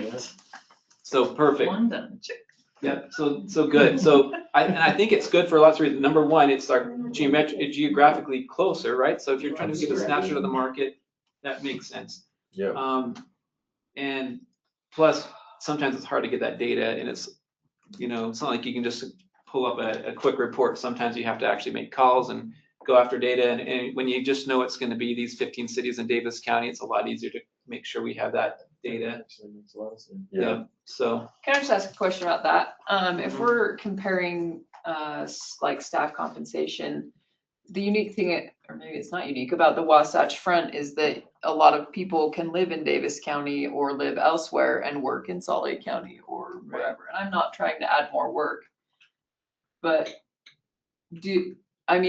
I guess you wouldn't have suggested if you didn't think that it was going to be accurate enough, but do we worry that people are going to be poached even outside of Davis County just because you can drive to those other places? absolutely. I think you're right, but I think also the nature of it is like, sort of like, okay. Yeah, I'm fine You with know what it. I mean? Yeah, Kinda like, I guess if it becomes catastrophic, we might revisit it. yeah. If no one works in Davis County, because they all There go to is a Salt Lake. view, like drive to Holiday or drive to Mill Creek or any of these places. Like it's definitely a different vibe, Yeah. I would say, than working here. Like Fridays, half day Fridays, Davis County environment is just, I think, having grown up in Salt Lake County, it's a little bit of a different environment and feel, I think, that you get in Well, I like the idea of it because you're comparing, because it is funded through property taxes. And so you're taking like with like. Yeah. When you're talking about the property tax value in numbers that you get and where you rank, to be able to take the comparisons of Davis County, when we're comparing how they're paid for. I mean, it's a great idea, actually. I think Davis County is a good sample size, and you're absolutely right. I mean, like, we do lose people to Salt Lake County and to Cache and to Utah. We just lost a firefighter a couple weeks ago to Orem, a really good firefighter. But, you know, obviously people can go anywhere. We realize that, but this is just, I think at least a good sample size of the market. Even if we did include, you know, Salt Lake and Utah counties, I think we should also want to include, you know, Box Elder and Weber. And what I'm finding is you're going to see a little higher salaries in Salt Lake, but if you go up to Weber, you're going to see less. And so they kind of cancel each other out. In my opinion, I think Davis again is a pretty good sample size, and we're going to have a pretty good idea of what the market's looking like by just taking that group. Mhm. So pretty I like practical approach, I think. Yeah. I like Jason, it I a feel lot. like the fear of all the different cities around here, the fear of losing staff, that's kind of driving cost up as well, I feel like. And so kind of get to a point where, yeah, quality of life, there's other things versus just a salary, and we offer a lot, as John mentioned, so. Well, the other thing that you could also factor in is that there's a good chance, I mean, it would be nice if, like, as a county, we all agreed to just look at the county, but there's a good chance that Farmington or Bountiful, North Salt Lake, they are gonna be including North Salt Lake in their figures, and whatever they do, well, now we get their figures. Right. So in a sense, Yeah. we're still getting a little bit of the bordering cities because we're encompassing, but we're in a good position, our location in the county, that I feel like we're encompassing those just by virtue of including only the county. Right. Yeah, I think so too. It's a good snapshot or sample size, and Well, I think it makes a lot of sense too from a political side of it, because you're talking about when the fire chiefs get together, it's the Davis County Fire Chiefs. When the police chiefs get together, it's the Davis County Police Chiefs a lot of the times.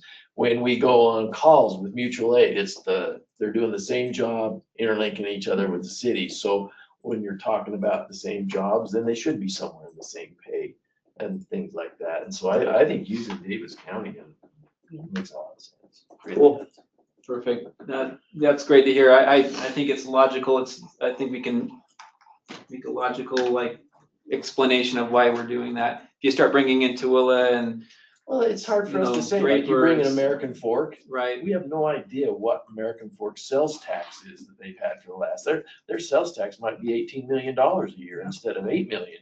Or what their call schedule looks like. I mean, you bring Yeah, in but we West don't Valley know. and you're like, "Ooh." I feel like, this approach you're taking with Davis County is really,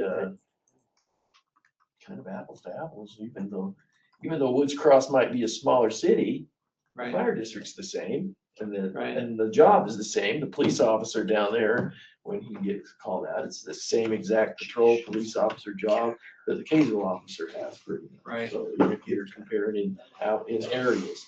Now, if I was comparing it to West Valley, I don't think that's a good comparison, but.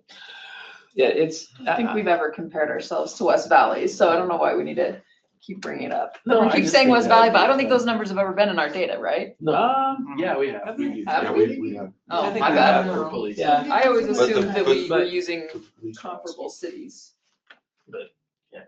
But yeah, I think it sounds like everyone's seen the logic in that, so that's great. Then the next thing is kind of related, so we got our comparator cities to figure out what is the market looking like.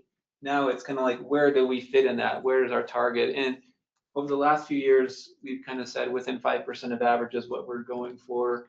And so that's what that square is about. I think, as we go into this year's budget, I had a meeting with department heads few months back, and, a lot of people feel like, hey, the expectations, people come to Kaysville, they expect they're gonna get at least as good a service as they're gonna get, in Bountiful or in Clearfield.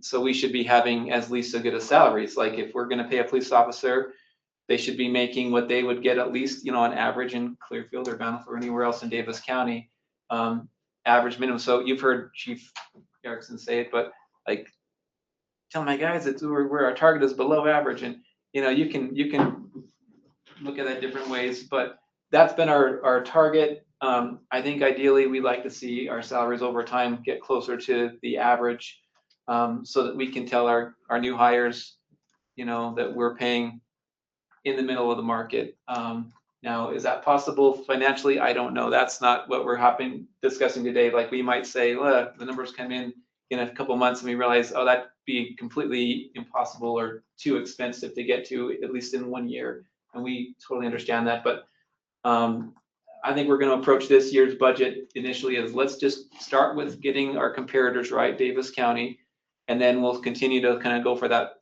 within 5% of average, see where that puts us, and then kind of go from there in terms of what we bring back to council. And again, we'll see what the numbers say.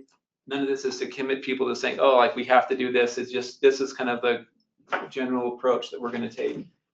So another one is this whole merit pay, and this is something that I know has been, I think, confusing for a lot of people. I think maybe even the public and council and staff as well. So we've done a 3% merit increase for employees for the last 8 years, I think. Before that, before 2017, we were doing a step system, which meant every employee, every year you were in service, you got a step increase until you hit the top of your salary range. And that step on average was 4.5% every year until you hit the top of your range. In 2017, we kind of ditched that step system and went to a merit system. And that was employees got 3% merit, plus they were eligible for up to a 1.5% bonus. So theoretically, they could still get the 4.5 they were getting before, but it was more like you had to kind of earn that bonus. And then during COVID, the 1.5% bonus was eliminated, and we just went to the 3% step. And then in the last couple of years, as councils, we've been through these discussions in the budget. That 3% step has kind of been a question of what is it? Should it be 3%? And why do we do it?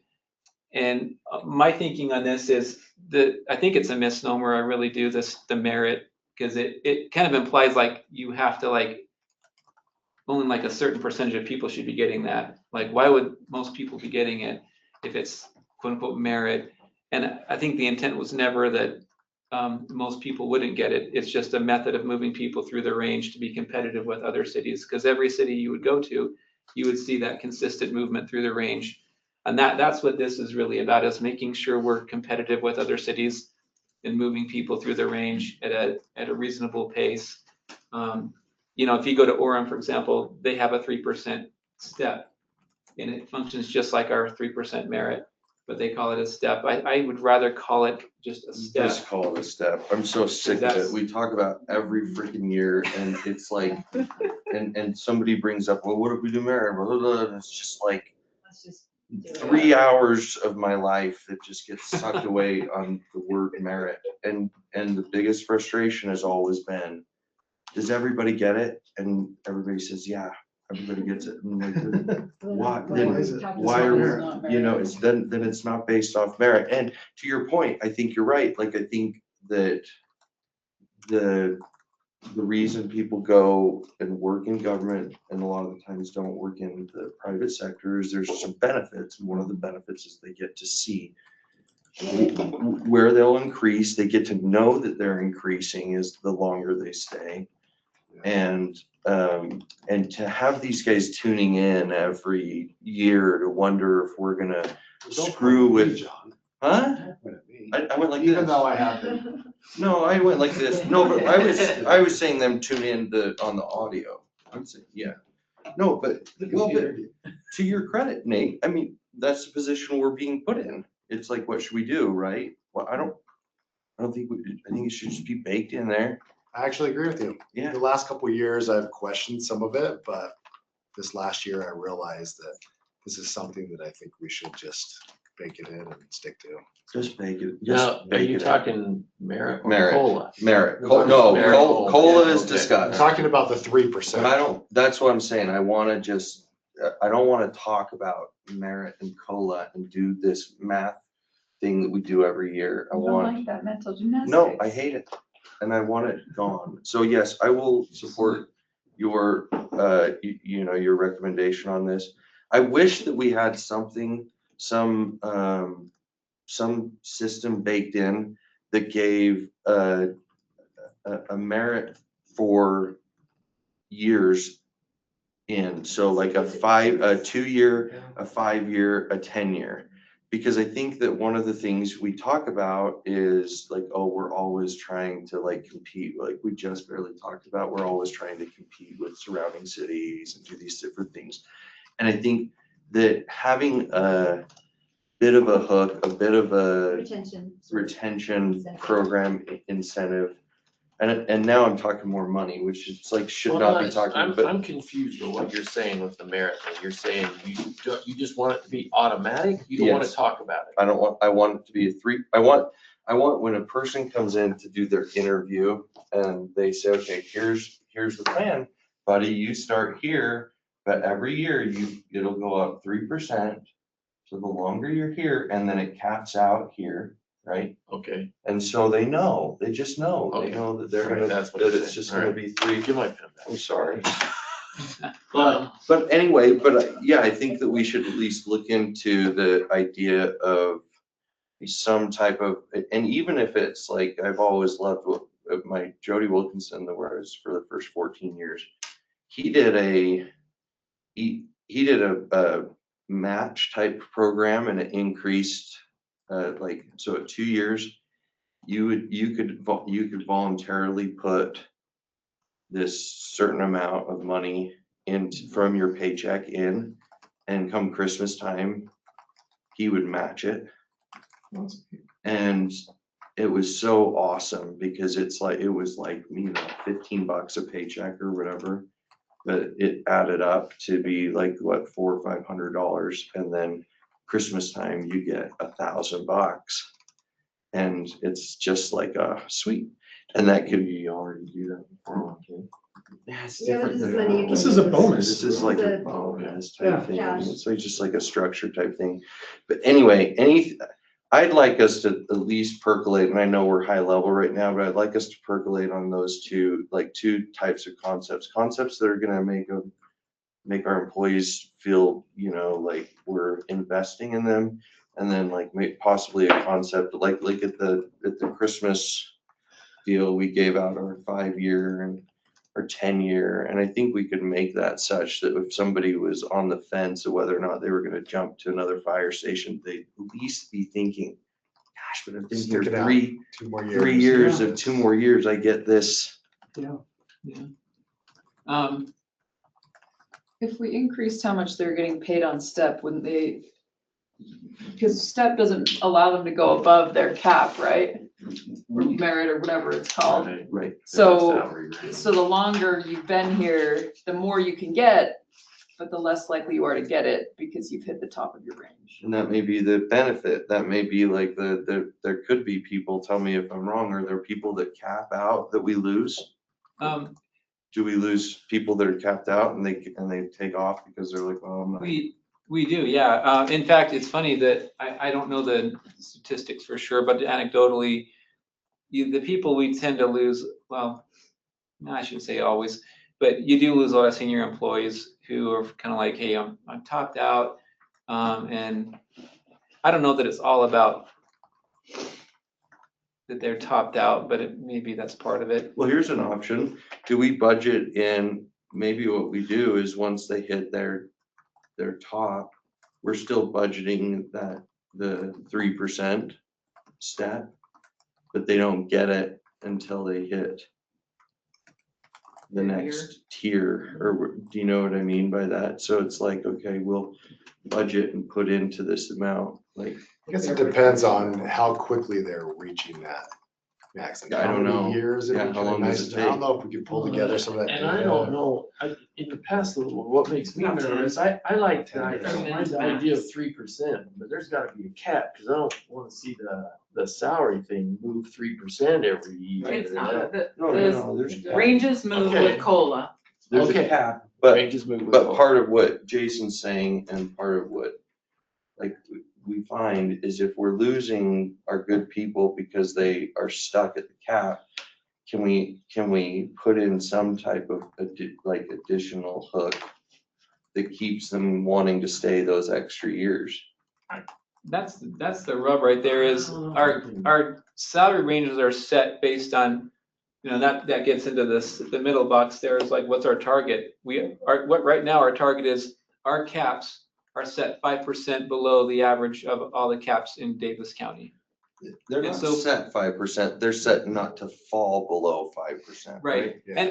and over time that kind of, if we don't do any significant market adjustments beyond that, as other cities increase, ours will generally over time, I think, kind of get to that 5%. You That's kind of the mean if floor. the other cities don't also increase 3%? If you're always Well, seeing I see what you- salaries moving across the Okay. market, right? And so if we're just saying, hey, our floor is here, over time, I think everyone will eventually get to that floor unless we're doing other things to keep them above it. That makes I, sense. But- and I don't know, I can only give you my history of working here. Anybody that worked here capped out at 10 years, pretty much. There were 10 steps. You capped out pretty much at 10 years. But I can honestly tell you, most of the employees who were here for 20, 25, 30 years. Just, so I can't say that It's a they different walked away, generation it's a though, different yeah. generation maybe, but that did not affect whether people stayed or left. I mean, as you know, the fire chief was here forever, the police chief was here forever back then, the city manager was here. I mean, everybody capped out at 10 years. Right. Other than the COLA, you got your COLA. And so that moved, like you said, that moved it. But I didn't see people leaving because they topped out in their salary range. So that's the history I I think it's have. just a different generation though. Yeah, I think it's a different generation, and I think we have a gap. We have tenured employees that are close to retirement, and we have new employees that have just started. But that middle, the people that are gonna replace our retirees, that's where we're losing. So it's like we just need some We type of need engine to for be the able to 5 year, for the retain. 5 year and the 10 year. And I don't know what it is, but I think that we maybe need to be brainstorming on what we can And do. I've seen things like you get $100 per year you're here, but you get it at 5, 10, 15, right? Yes, So at your 5-year it's anniversary, you're getting $500. banked in there, At your and I think 10-year that's not anniversary, enough, you're getting but 1,000. like, Or Like a whatever. bonus? Yeah, as a Yeah. bonus. Yeah, So yeah, when yeah. we do that Christmas thing, you get a bigger bonus than, like, you don't just get $100, you actually get you're full. $1,000 or yeah. $2,000. And But whatever if you you guys leave, decide, but if you leave, you don't get it. and one of the ways that I think that you can do this, that's actually pretty smart, is you ask them at the very beginning, do you want to participate in this?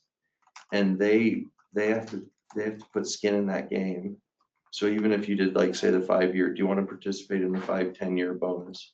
Sure. And all you have to do is $10 a month or whatever paycheck. Well, you know as well as I do that we're keeping that $10 and we're making small, but a little bit interest on it. And then when that 5 year comes, we match what they put in there. If they leave before the 5 years, of course, we give them what's Their been part. saved. Into it, yeah. But if they make it to the 5 year, it gets matched, and then that check is like, Good check, yeah. yeah, it's like How do you codify it though, so that future council doesn't change it? Someone's hired based upon this, the Yeah. future council says, no, we don't wanna do that. I imagine you It's could just- grandfather everybody in until it's changed. Put a contract together, couldn't you? Yeah, don't you think? I mean, I imagine Nick could say like, hey, that like anybody hired within this period of time is Okay. grandfathered There's in. always some It'd be like a uncertainty for contract people per who employee create when their they signed it. pre-hire package, their hire Yeah. package. I like that, especially when we're talking about so many cuts and we're having a hard time. Yeah. Filling everything. This I wanna one make doesn't sure our cost you employees a are ton of taken care money. of. No, and It shows. that's what you're saying, but for me, Yeah. the whole thing is always, and when I worked here, the whole thing was making sure your paycheck didn't go backwards at the end of the year. And that's why I've always been so adamant about taking care of the employees we have before adding new ones. Yeah. And so, yeah, these are all great ideas. I don't, at this point, I'm a little nervous about seeing percentages because we don't know whether we're gonna get a tax increase or not. We don't know what our exact revenues are to our expenditures.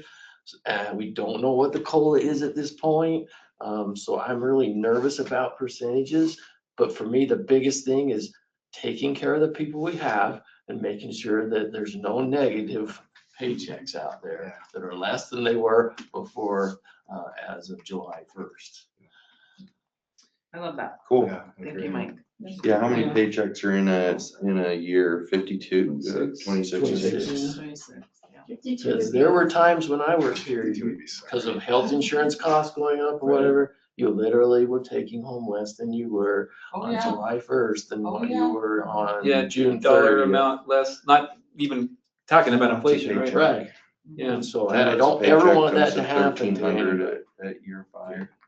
We match it. They get $2,600 at year 5. That's- With Mike, a That's- one-time bonus. do you think As a people one-time stuck around because we were more at market pay? Cause that's how I felt. I felt like I got paid better years I know I ago. was below market here, I'm- but Are you below right now? Oh, very much so, How much? Under 5, obviously? at No, least but- 5, but I just, I don't know, because you pretty much topped out, because it was a 10-step thing. yeah, I think when Mayor Johnson came in, he created a longevity one that added another step. yeah, Remember that? But nobody was leaving. They yeah, stayed. everyone stuck around. I just wondered. I'm just so, I don't, and And I do think some turnover is probably okay, healthy. It is. diversity. It is. Oh, yeah. And it's inevitable. Yeah. Yeah, not like one So- council so member does- said that you should be firing, what was, Mm. one of them said you should be firing 15% of your people every year or Yeah. something. Yikes. That's not good. I'm like, no, this is Any not, current this is council not, member said that. not- it was a long time ago. it was a while It was a ago. long time ago. From what I hear from employees, and this is obviously a common topic, it's market is the biggest thing. Like they're always looking at, well, what could I be making if I went to Syracuse or Farmington or wherever? That's a big driver, but it's not the only thing. It's it's also about culture.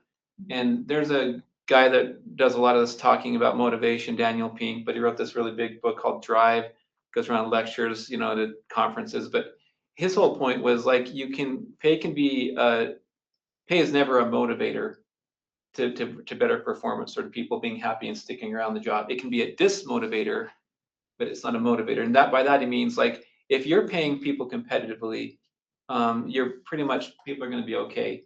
If they're way down here, they're going to think, like well below average. They're going to start feeling like, oh, I'm not really being treated fairly. So that becomes a dismotivator. But once people are competitive, like by that meaning kind of like pretty close to right there on the average, you're not going to get much more motivation or much more satisfaction from that employee in their doing their job, whether they're 50% or 90%. And that doesn't sound intuitively like correct. Like, how could that be? But study after study has shown that employees just aren't happier. They're not more productive by being paid at the 90th percentile of the market. What makes people more productive, more happy is when they like what they do, when they feel valued, when they like the culture, they like coming to work. And so to me, it's about making sure that our market pay is really right on, competitive. But beyond that, it's about making sure we have a good workplace culture, that people feel valued, they feel like their job means something. And the more our departments can do that, and I think our departments do a really fantastic job in showing appreciation to their guys and the girls, and helping them feel part of the team. And that's where I think we get a lot of our value. That's where we've had a couple people come back to Kaysville because they realize, you know what, sure, I'm getting paid a little more, but I hate the culture here. It's toxic, or I don't like this or that. And we do have a great camaraderie here. And I think we try to continue to maximize that. And then after that, it's just like, let's just keep our pay competitive, and Like that. so Great strategy. Should I read that book? we'll Drive. Yeah, it's a lot of YouTube videos. You can watch like the 5-minute TED Talk version of it too. I guess other than that, I mean, COLA. Okay, so you got market and merit.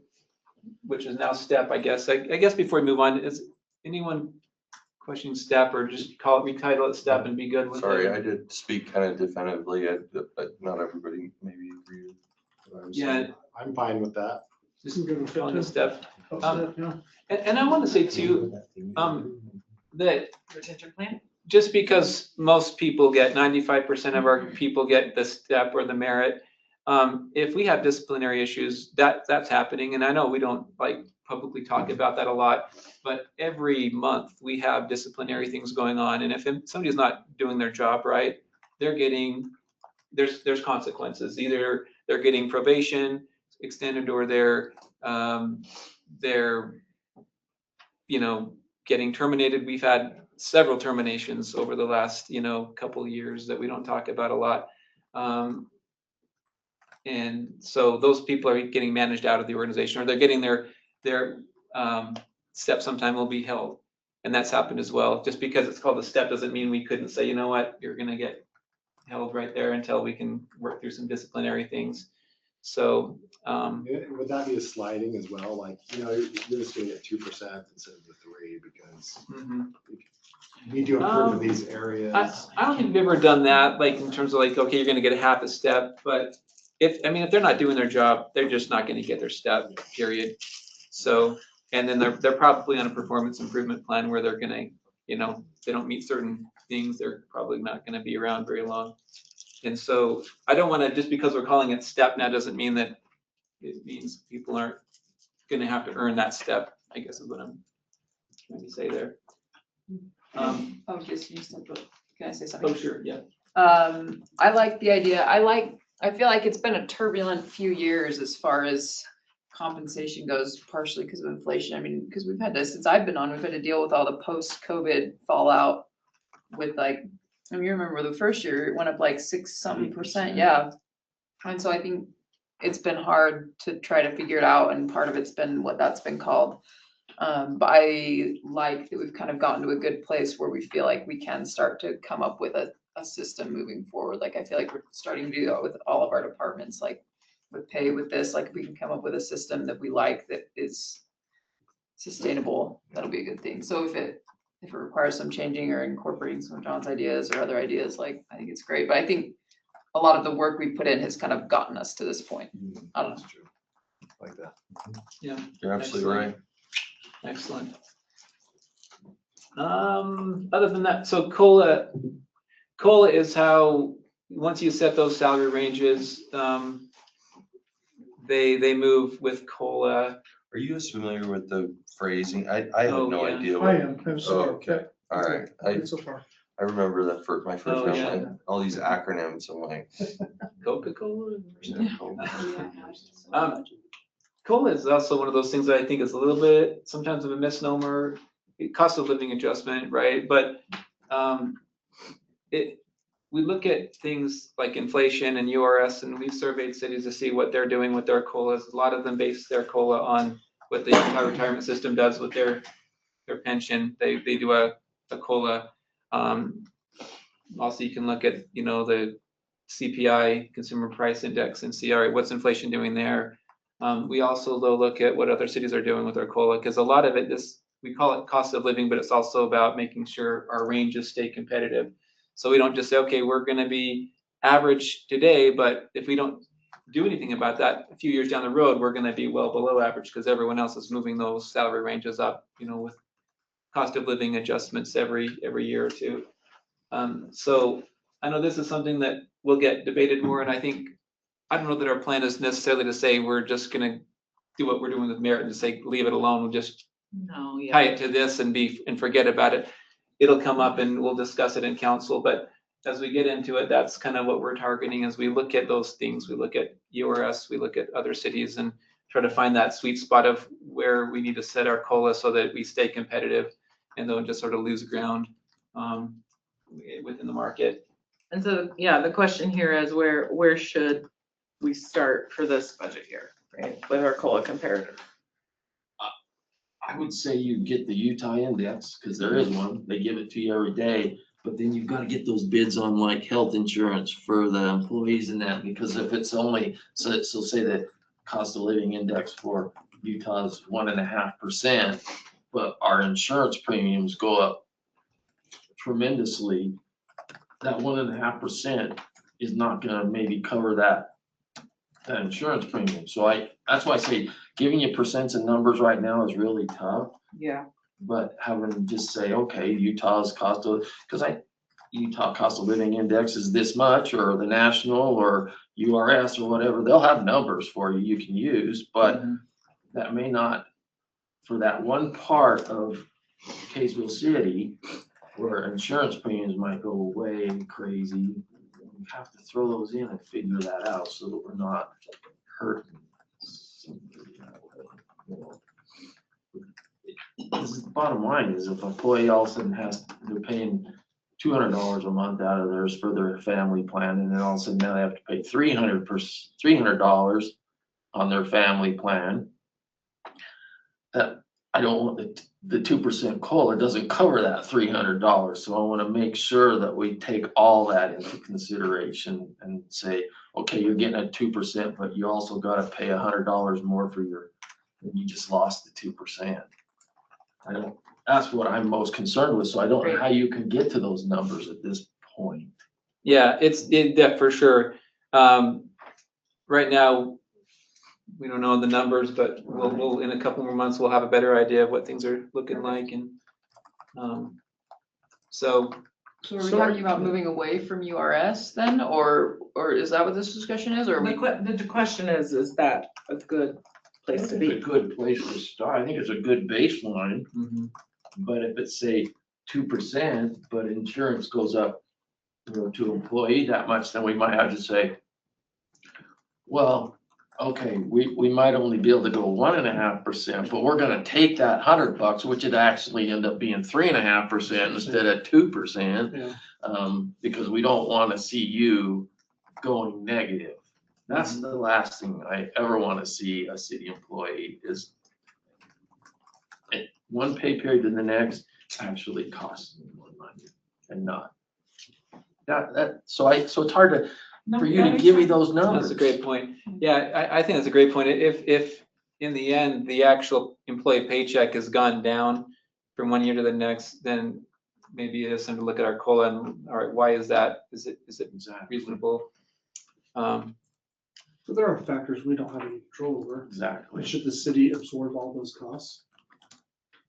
That's what we don't know Right. until we. Yeah, subsidized. I mean, So, yeah, we won't- if an employee's check went less from one year to the next, I mean, that's not even factoring in the cost of food and gas and Exactly. everything else also went up. And I agree, like, I don't know that our job is to make sure that absolutely none of those things, everyone's dealing with that, but we don't need to, We don't want. but I think we don't want to go backwards. I think that's a good, That's my point. At least We with the don't- benefits we provide. Don't want to go back. right.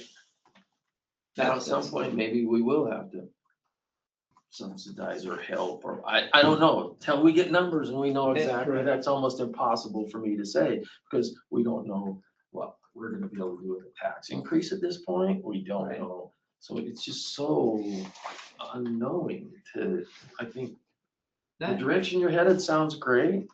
We'll have to see, right? I have worked in cities where, you have employees that are topped out, so they're not getting any more step increase. And all of a sudden it's like, man, I'm making actually dollar for dollar less money. I'm not even talking about inflationary costs. I'm just talking about actual dollars taken home is less because now you're taking more out of my paycheck for insurance.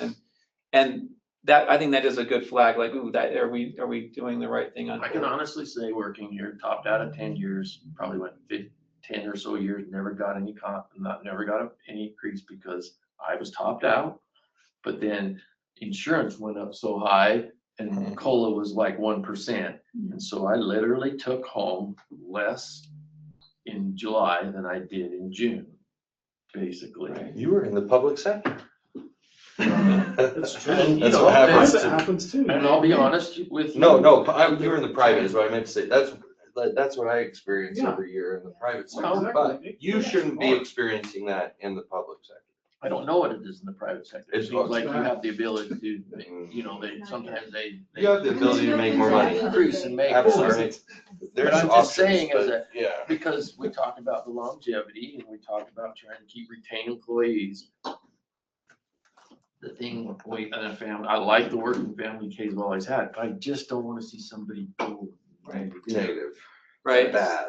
Well, because even if you don't go negative, we're all experiencing this, right? Like, man, I feel like I'm making more money than I've ever made, but I don't have any more money left at the end of the day because everything you go to the grocery store is way more expensive than it was a few years Because ago. already And every, The paychecks that they're receiving aren't going as far. right. Let's be honest, there's. But No, and unfortunately, everybody's is like, Exactly. it's just It's the, just the the way it is. inflation's The whole been economy, way right? higher than what we've seen an increase of. So I don't know how to give you set numbers at this point. I think the direct right. kind of understand. I Yeah, hope I'm making. well, and that's why sense. we didn't present numbers, right? Yeah. And so we're just looking for a strategy and a direction so that, Cause there's so we can much get the involved packets out and until we you can- Get your yeah. goods back from your insurance carrier until you get, cause man, that could, who knows what it's gonna do, especially where, the healthcare thing has just changed. So a lot of those, insurance companies that were getting funded government guaranteed money are no longer getting that money like they were. And so they may be looking for ways to make that. I'm wondering though, if that actually, I don't know, I don't speak insurance, but I actually think that they should lower their rates because what they were doing is they were being required to do, essentially provide these like really, really low policies. But they were getting subsidized. They by were the getting government. some So they were still subsidized by the getting the money, government. the cost of the policy. They were still getting. Yeah, interesting, you're right, probably. So essentially it does increase the rates overall. So the government getting out of it will be a little rocky, but. Might drop People it be down. telling Smiths down there to operate on 25% or 75% of what they've been getting. Yeah, I get Can't it, do it. yeah, And so yeah, there's gonna be ways they're gonna be looking to. that's been a mess. So Yeah. there's so many unknowns. I'd love to have this meeting and talk about this, but to give you actual, I think you have the best idea. Yep. where to go. I think that's Thank you. really helpful, like just input here, kind of hearing where people are. And again, yes, we'll get to the numbers later, see like, all right, what does this actually look like and see what's actually feasible. But the last square is any new staffing positions. So, we've had obviously 15 or so staffing requests built up over the last few years. We're trying to find ways to be more creative with how we meet the demand for services without spending a lot of money, or do it as efficiently as we can. And that goes with new staffing positions as well. I'll tell you up front, my goal is to at least get that deputy fire chief filled this year. I know that's a huge priority, and we can get into the reasons why. There's a lot of things that aren't getting done. I mean, I think our chief is spending a ton of time doing things, and it's hard for him to do it without having that extra person. He goes, on a vacation, and who's running the show, and that's just one little tiny thing of many things. I mean, anecdotally, I'll just tell you, we have the Davis County Emergency Management group, and every city's got a person that does their emergency management, and they're going to these weekly meetings and trainings that are literally every week. Hugely important. Yeah, and we're not sending anybody. I was trying to do it myself, and I don't have the time to go to these. Like, they're literally every single week, multiple times, and they're asking for a lot of input. And other cities, again, they have a full-time emergency manager that are doing these things, or they're doing a shared emergency manager. This is one of the duties that the deputy chief would do in addition to some of the other things that we need. But What type of training is it weekly? Just into like a. sure. brief- It's like mock earthquake drill or something like that. I mean, it's all kinds of stuff, communications drills, and They're supposed to take back to the city and train Right. the rest of the staff. exactly, yeah. That's important. It's Very important stuff. So But we'll get into that more later. That's probably my top priority in terms of what I think new staffing positions should be this coming year. But we're also looking at ways we can be more efficient. And if there's areas where we can eliminate a position or do something differently, we're gonna look at that like we have in other years too. So that's just kind of the strategy that I'm approaching. If you guys have different thoughts there, high level thoughts. Hello. You back here. Hello. This is budget session. I man. know. Gosh, Katie, Yeah. I like your hair. It's really This is what happens with all the stress. No, for but the politics, manager, guys. right? But this is your future. Well, looks great. Yeah, let's That do was it. just you. Since you were 25 these days, yeah. Yes, Yeah. you guys, we did our first ever city council strategic planning on the 9th, like 4 days after they got sworn in. Good, So, you were on it. Nice. Because I talked to Jason, he told me how to do it. That's Good, great. good. So you're working with a master here. Okay, You're the best. Yes, You realize you're not. Wait, is that why you changed your hair color? To be more like Jason. It's true, it's true. My cousins and I, all of my family, we go gray at 30, and so, but we all joke, we were at a family reunion a couple weeks ago, and we're like, yeah, we're always treated like the oldest person in the room, even though like we're not, sometimes, I mean, but It's now very actually I'm the regal. oldest person. It's Steve Martin, or, Yeah. yeah, Steve Martin. That's great. But, okay, so our key priorities, infrastructure, updating the general plan, and having an economic development plan. Oh. Those are our three. Great. I will Yeah. tell you this, which you already know, updating your general plan, they want to make them binding. So take a lot of time. Okay, A lot of yeah, time on that. yeah. Because the state wants to just say, okay, this is your plan, now you have to live to it. You get really general. Even though they were. Very aspirational. general I mean, plan. a lot of whereas. Yeah. Put a twiddle Yeah. in there. Yes. Whereas is. And, yeah, That's great. yes. And, oh, Yeah, they want to talk. I goal think number we should one. Should we take a break? infrastructure, We were That's thinking okay. of water tanks. Oh, yeah. That's $10 million. Sorry. Remember, you didn't want to take on this? Break, 5-minute break. 5 minutes.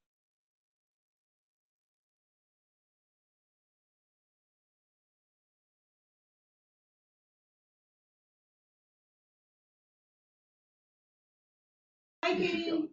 Sometimes things feel so informal because we're just sitting around the table, but yeah, I forget like, oh yeah, we're. Yeah. Okay, All right. never mind. So that's the general, and then, unless any other thoughts on that, I think we've kind of kicked that course quite a bit. I just, for Mike's sake and my sake, I probably would say that, yeah, I want to entertain it. I think the chief has been very, very patient. I think that we just need to see the numbers Right. because like all the extenuating circumstances, if the state says only 5%, Sure. what it comes back, like I don't want to double what we were gonna do. And Well, if we can't. it means us having to ask him to wait another year so that we can pay for the gym, Right. pay for, different things. I just want to be able to weigh those things out. Yeah. If what you're asking is out of all of the positions, that's your number one position, then I'm good with that. But I'm not gonna give Right. let's plan on doing. Oh, for sure. Absolutely. That's such a great comment. And that's exactly what I'm saying is like, this is my top priority. Do you guys kind of agree with that? Understanding for sure, like Top any priority of the when it stuff that we're comes to talking about, staffing. when it actually comes to actual dollars and what happens with the Yes. state and all these other things that we Yes. don't know about yet. Yeah. That's a whole nother discussion we'll get into, see what's actually feasible. But ideal world, this is kind of the approach we're aiming at. Do we want to In reality, entertain anything else? We haven't really funded the 2 positions that hired last year. Correct. Yeah, So that's fair. that's, in reality, we have not. Right. That's fair. And we already have. Yeah. We already have. Yeah, we did it's, kick them down the road, It's a little basically. tricky. Yeah, if the state implements this 5% cap, I mean, it's a whole nother world we're gonna be in soon that we're gonna have to figure out, but we'll get there. Yeah. Yeah, it's, Scary. Okay, Okay, cool. so I think to that point, Mayor, like, that doesn't change our overall, like, this is our ideal hope, our strategy. If we can't get there this year because of the 5% cap, like, that is what it is. We won't. We'll just have to we still have that target on the horizon where we want to get to, but it's just how we get there is going to be a lot more challenging depending on what happens, will be on our control, so. But I mean, for the record, he's been asked, I think this is his 5th year, asking for this second deputy. Yeah. He was told by Shane years ago, like, Was he? could get this, and it was apparently like almost done, and then it wasn't, so, yeah, So Anyway. it's Shane's fault. it pretty much, yeah. Yeah, we should definitely blame it on Shane. It's Shane's fault. I'm cool with Third that. time we've said that today. The sad part about, like, when you step out of the role, like, it was like, yeah, it was his fault, the last guy. Everything was Dean's fault. No, and I'll never Mayor say Whitstone, that. your shot, it's all her fault. I'm just kidding. Dean will be watching this. Right, he's probably going, thanks guys, I appreciate that. I didn't say that. I would never say anything about I'm Shane. joking, sort of like, right, there's sort of that mentality though. but- Oh my gosh. The last thing, capital, so, some of these items really aren't on the budget per se, library, well, hold on. Fire station is, we're looking at doing the November GO bond, we're kind of full steam ahead with going down that road now. With, putting that on the November ballot. The library, I don't even know if we want to, Mayor, stop and talk about that, that could be an hour-long discussion, but do you want to have a special, like, put this on a council item meeting one night and just talk about what we're doing, or, Yes. okay, Let's do that. we'll put it on, and Is there new developments to No. talk about? or- really, it's the same old, But I think that's I think that'd be a It's a good way good to work, start. good work item, and then something that we could like get people, And we can show the slides from the site that we visited, because there's some really incredible options. And, Yeah. and one thing I want to talk about, since we're talking about the fire station and all that, and I'm all about, I want it to go to the ballot. I absolutely want it to go to the ballot. But it needs to be very clear when this information goes out, that building the fire station, the bond cost will only be half of it. Because Yeah. it needs to be very clear that, I mean, relatively just using high level numbers, the bond on the West Side Fire Station will be roughly $1 million a year. Yep. To staff it will be over $1 million a Right. year. right, That needs to be included. When Yeah. people make that vote, they need to understand it's not just the $1 million that we're going to be paying Yep. for the building. It's the $2 million that we're gonna pay a year, because that's what it's gonna take to So staff. it's the bond and a tax increase. And ongoing. Well, you'd have, the The tax bond increase would do will both, but require you'd have to do additional both to do it. Well, I mean, yeah, but only the tax increase will. But the tax increase don't want to say just for a West Side Fire Station. Okay, I It see. needs, so if it's gonna be a bond out there, it needs to say it's a $2 million bond or some, so people understand when I'm voting, it's not just increasing my taxes this much, Yeah. it's Right. increasing it this much, because you have to include the staffing. right. That's just being upfront and transparent. That's all I Will want the to Yeah. vehicles be included in the bond? know. No, So but we don't That's really. why we're okay in vehicles. We don't really need the cost is gonna come from people and the building. The vehicles, we pretty much have, we'll be able to take some vehicles we have in the current station from over there. what about the design of the West Side Station? Is it gonna be designed as such where we start out small and then we can add on to it in 10 Yeah. years? I think I could build it for less. That's the big thing. Like, I wanna, oh, you It- knocked it off, I could do. Build it for less. Do what for less? Whatever they're, Like how many That's the bays thing is would it gonna be- have?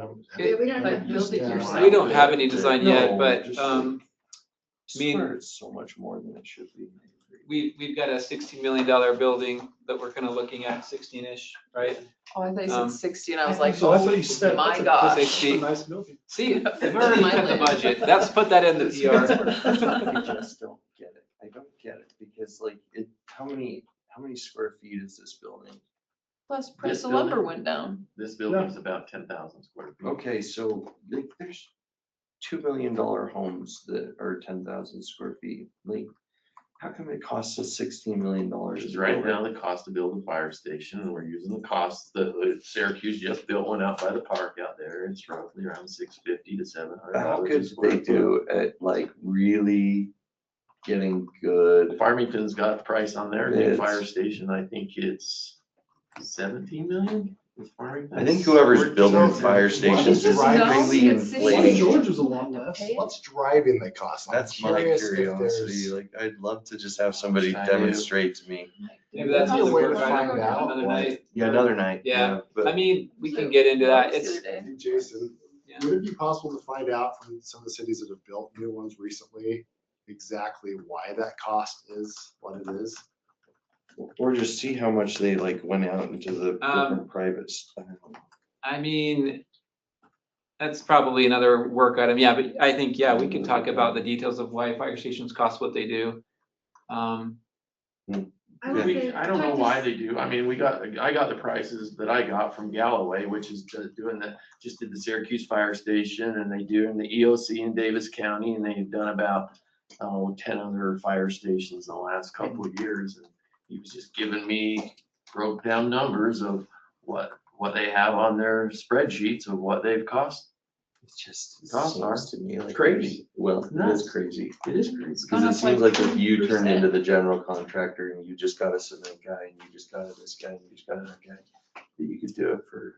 I mean, there's just a lot of components to fire stations, and Mike, you know way more than I do about this, but you really want to design a public safety building, which means you have to be seismic. You have to do, there's certain categories of how you build a building. Yeah, I get And there that. is 1, 2, 3, and 4, and fire stations are considered an essential facility and have to be built as a 4, so that's why you see, like when we built the police station over there, that's why you saw a footing carrying a steel column that was 8 feet wide and 20 feet long, and it's so that it can handle Right. earthquakes and whatever, and but that's neither here nor there. We're just going off, we're just getting the costs off the cost that we got Right. from professional cost estimators who gave them to the architects. So, yeah, I think you could do it for less probably, or you could do a general contractor where you hire and do this, what do they call it?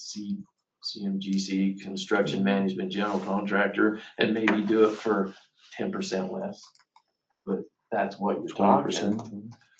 But so it's the difference between 17,000 and maybe 15,000. Saves. I mean, 17 million or When we first 15. started talking about this, Jason, wasn't the Maybe city estimate council 11,000 long-term or 11, sorry, million? Yeah, I'll be the general. I don't know where that number even came from, honestly. Do you know, Mike, where Which that, one? the $11 million? Wasn't that what or- we said when problem is when I first got on these council? I thought the estimate for the fire it's- station was 11 million. It was. I heard that Based number. on 2-year or 3-year ago square foot cost. Yeah, but that's 31%.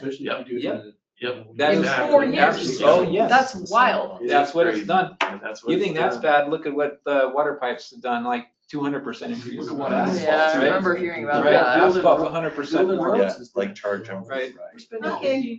Anyway, And this is. Amber, you good? Okay. sorry, this is so far Sorry. off. I apologize. I just wanted to highlight that it was a lot more, less expensive Okay. Oh, it back in the was day. Okay. crazy. continue. Okay, so we're gonna put the library in a work item, fire station, we can get into that as a work item if you'd all like to as well, another meeting. But the intent is to proceed with the, Yes. Yes, on the ballot. this we're year. working on the Okay. ballot actively. Yeah. Before we decide what to do in the library, we'll have that work item and figure out the direction we wanna go. I have a slight objection to a library work item, just because if there's not, I mean, are we gonna discuss what we're doing with it definitively? Do we have new ideas? Because at this point, I feel like we're just kind of beating a dead horse here. Well, if the decision is, let's just let it sit there, then that's a decision we haven't made yet. We just haven't made a decision. And so we just need to, once and for all, I think, decide, are we gonna Put it on the ballot. put it on the right? ballot, tear it down, or just let it sit and And let's revisit feel it like in a it's couple on more the years. ballot. Yeah, and that would be the discussion that we'll have as a work item, to let everyone know that's our intention. Okay, Right. okay. If that is our intention, I know we haven't. Right. So we'll see what direction. And then the op center, you talked about that a little bit, but the way it looks right now, ideally, we put this on next year's budget as well. 80-90% of that building is funded by enterprise funds because it's, supporting the power, water. And so this would be done through the enterprise funds, almost all of it. It's still about the $5 million cost, and we'll build that into the Waterworth. Plus the fuel island. It's the email from Cole 6.2, actually. Oh, really? Okay. I didn't know this. That includes it. I thought that included the fuel island. Building renovation addition, site improvements, FF&E. Oh, complete design. I think the 5 million included the fuel island. Oh, Last time we, yeah, he sent me an email on January 15th, 6.2. 6.2, okay. Okay, so So- clarification, so what are we looking at, like ballpark total cost? For- the op center, The op center, 6.2 million. but then what about including enterprise funds? 80% of that, 90% of that, 80 to 90% of that 6.2 would be out of the enterprise funds Oh, up to 6.2. of the 6.2, yeah. Oh, why did I thought it was gonna be in like the $20 million range. So What am I This thinking? is an addition remodel. That Yeah, was it. not a new- That- Okay, so yeah. this is the real, okay. we were looking at a $40 million cost a Yeah, okay. year or two ago, but that was a whole new. Yeah. So I guess Councilmember McBride, this is about the Public Works, Parks Department, Power Department, Operations Center. It's a building that was originally built in the early 90s. It just is, we've kind of outgrown a lot of the space, and we're trying to figure out what do we do with this. Putting people in the building that we need space for. It's also about covered storage. We have a lot of really expensive equipment kind of sitting out there under the weather.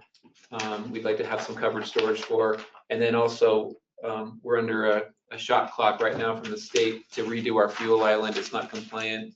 It's where all of our vehicles gas up, and that's like that alone is $500,000 right there, and we have to do that regardless. And we're sure we can't fix it.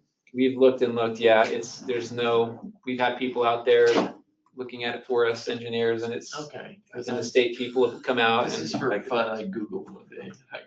So, Cobalt repair. and Ask came up with about- ChatGPT. so even under the 20 worst case companies scenario, came we up. gotta put the 500,000 in there. Best case scenario is we actually find a way to start the op center improvements next Jason, year. does that include fencing as well? We talked about doing Yeah, fencing that you can't see through, that Yeah. kind of makes it a little more secure. And yeah, it does. So we would, in part of the improvements would include some. And by the way, we'd like to make that our standard going forward on all city fencing. The Burton Station out there on the west side of Burton, the Burton overpass, that vinyl fence, it gets punched out multiple times a week. I mean, we've spent tens of thousands of dollars. You fix So it, crazy. 2 days later, it's punched out again because these turkeys just like to do that. And I was one of those turkeys one day, like when I was a kid, so I Hooligans. against them hooligans, but that's probably the standard that we'd go to, just make it concrete. And It'll hurt when you punch it out. we're thinking about keeping it vinyl and then putting the concrete right behind it, so that first time, oh, Yeah. Spikes. Yeah. Add a little zap. Electrified. Just a little bit. Don't skip future planning. all right, future planning. I was trying to rush this. What? So just really high level, we're always talking about how we're gonna pay for all these future and capital needs. We set aside a little special savings fund for this project and this project. And I think there's a better way to do it. And that is, we just have an ongoing 5 years capital improvement plan with running, like every year is its own column, FY 27, 28, 29. And the bottom of every column is a running fund balance. So you can kind of project revenues and the cost of all these new projects and make sure that that fund balance is positive each year. I think that's an easier way to do it rather than trying to keep track of all these little savings accounts for different projects. I agree, So- that's a great idea. Great. Perfect. Yeah, that's kind of the approach we're looking at taking going forward. So I've done it in other cities and I think it works a lot better, just a lot easier. So that's what that's about. Okay. And then next slide is what's to come. So we kind of talked about these, but again, department heads and finance will all get to work on crunching numbers and come back to you in March with some more information. We need to get into those capital project discussions. Upper right box there, and looks like we'll be doing some work items. And then the Waterworth modeling, we're really excited to get into that again, and we'll be building out those models. And then the last bottom left, bottom right there is just, of course, what's gonna happen with the state and all these other things, what actually do we end up doing with property tax, and yeah, that's the fun part. Hey, on your future meetings that you had there, have you decided already that you wanted the retreats to be with the department heads? I did enjoy one of those meetings. Well, no, I'm just saying, and I'm not saying I enjoyed one of, like, I'm not talking about it. I'm saying I don't mind there being one of those meetings where like the department heads and all of us are together. Mhm. But I feel like at least, whether it's the final one or something like that, I feel like it is probably best that the final one be just us like this in this room. That's my opinion I agree personally, with because that. I feel like last year that we didn't hear as much from different council members, because now you're adding all of the louder department heads to the mix. And I think that, like, while having one of those meetings is great, maybe the first one. Mhm. I agree with you, John. I mean, I'm even down to the point where, let them haggle, like how they said they haggled it out. They came up with who they wanted to hire. I didn't know that they needed to even be there at that point. We thought that's something Jason could have just. Yeah, I mean, I think that it's nice to give them a voice, and Yeah. it's nice to like, let them be able to speak their mind, and I think that was good. But like, I think having multiple meetings like that for the budget meeting really constricted the ability for us to be able to discuss. And I think some people even like get anxious around. Do you think it kind of felt like how it would feel if we all showed up to a planning commission meeting? Yeah. Okay. Right. So Yeah, I'm fine with that. On March 13th, I was planning to do general fund. And then April 17th would be enterprise fund. And so that's kind of what we did last year, and that's why department heads came to both.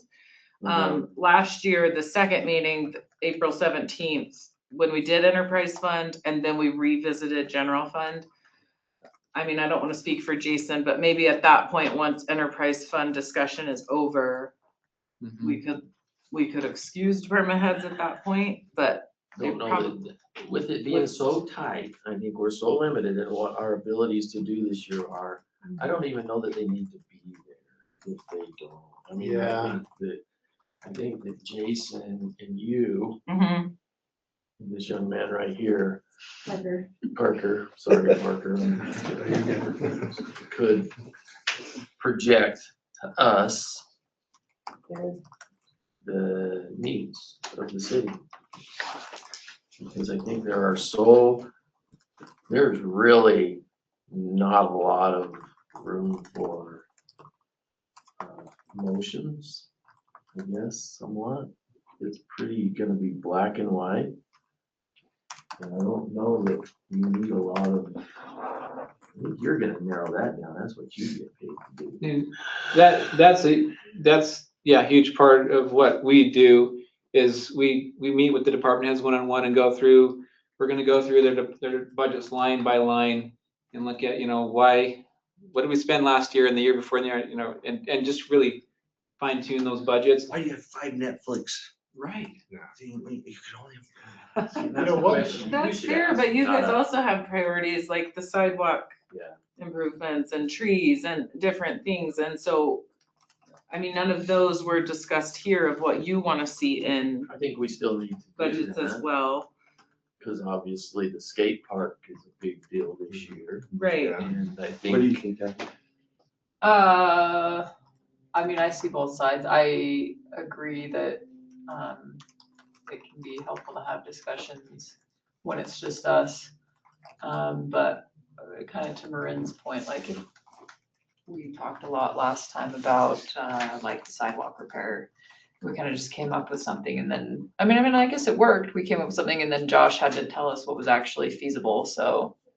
I mean, I guess if we feel like we can have that kind of conversation without them there and get the work done, then maybe we don't need to waste their time. Or if you think of those things you want and can email Jason, and then we can have the discussions with John department heads when we discussed our packets, fine, but To me, to your point, we are in time constraints and I'm really just trying to come whole this year. yeah, to me, it might be better to have the department heads try to duke it out and figure out the high level stuff and kind of get us a rough. Bring it to us, have us review it, have a meeting, and then maybe include them the next meeting after that if we have questions, concerns. Right. That sounds like a good order. And just so you know too, I would never want the department heads to come in and be like, hey, like, you know, we all want this stuff and let the council figure out which of these things they're gonna fund. Like, that's my job to figure out, all right, let's get a consensus, let's figure out what we think, present a unified vision to council. The department heads are only there, in my opinion, just to help, you know, explain questions that might come up. And like the sidewalk is a great example, like, let's do this. And maybe I don't know enough to really respond to that. And then Josh finds out later, oh, well, you think of this, this, and this. And so I think it can be helpful. That's the catch, I guess, is having department heads there so we can have a good discussion. And maybe it's, maybe there's a meeting I where they don't come shy in. away from discussion, but it hit like you know, when we were talking about the 5% and stuff like that, I honestly, it doesn't bother me at all to go back and forth with chief, but like as a result, it was the two of us kind of shouting back and forth, and then, you know, everybody else got quiet. I will say though, And it was like, the this whole reason isn't- we invited them, because we didn't used to in years past. Yeah. And then we said, well, we want to hear from them what they need. We want them to make the case for themselves. And so then we started inviting them to the meetings. And so maybe the order that you suggested, we have a meeting and then we have a Q If and we feel like we A need type, it. yeah, follow-up meeting with them. Either that An or opportunity.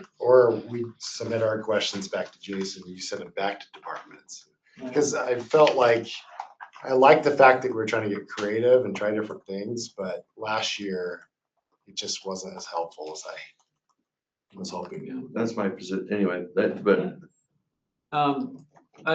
We'll duke it out, so to speak, you know, or departments will, and what we're gonna decide to put in there. But when it comes time to saying, well, Jason, like, we have questions about this item, do we really need this police expenditure? And I'm not gonna be able to probably speak to it as well as Saul could, right? right.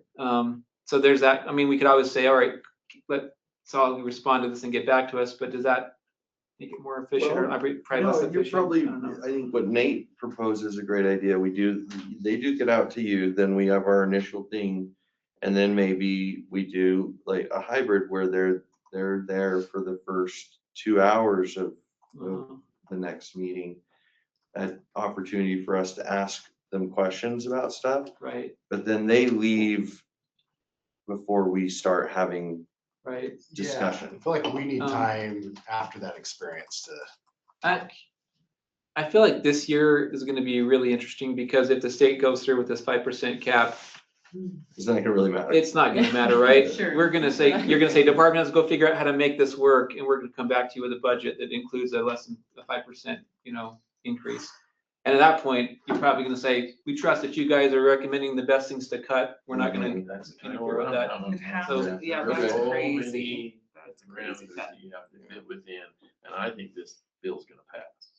Yeah, that's, I think it will too. They might, so this, There's yeah, a it lot could of- be, they might, they may do some negotiating and tier it or something like, hey, first year 8, second year 5 or something, but. I think the property tax bill will go through. I think this cut will go through. Yeah. Wild. I predict John, all you do cities have to becoming remember incorporated. that these are public That's what I meetings, and so while department heads won't be in this room, they could potentially be. That doesn't bother me at Okay. all. I think it's it was just the lack of, no, I'm not trying to hide anything. Oh, okay. I think it was the lack of, I noticed that there was way less participation from council members, certain council members, that just, because us loud raucous people were taking over the meeting. Yeah, yeah. And right now, there's just one of us in here, and when you add the other department heads, we end up with a couple more opinions about things that probably they don't need to be having opinions Okay. on in that meeting. Yeah, that You makes know what I sense. mean? Yeah. So no, I think they all love me, I think. Well, no, just kidding. They should. We're trying to help them out as much as possible, but You always leave that last sentence. Did this, but I'm trying to help them out as much as really, possible. really try. Well, you have the the things. Let's get it. Let's drop the 5%. Let's bring it to 0. Is Chief on there? Let's bring it to 0. No, he's too busy doing all That's deputy and Well, thank you, everybody. These are such hard discussions, and I appreciate that you have a sense of humor about it and it's difficult work. And so thanks for doing it so well. Thank you, Jason. You're very organized. Very awesome. Yeah, absolutely. I'm the finances, that's all. There Okay, are we good? Can we make a motion or no? I don't need a motion. All right, thank you for attending this robust meeting. One down. We'll stop the recording. Thank you. Can you keep your arm in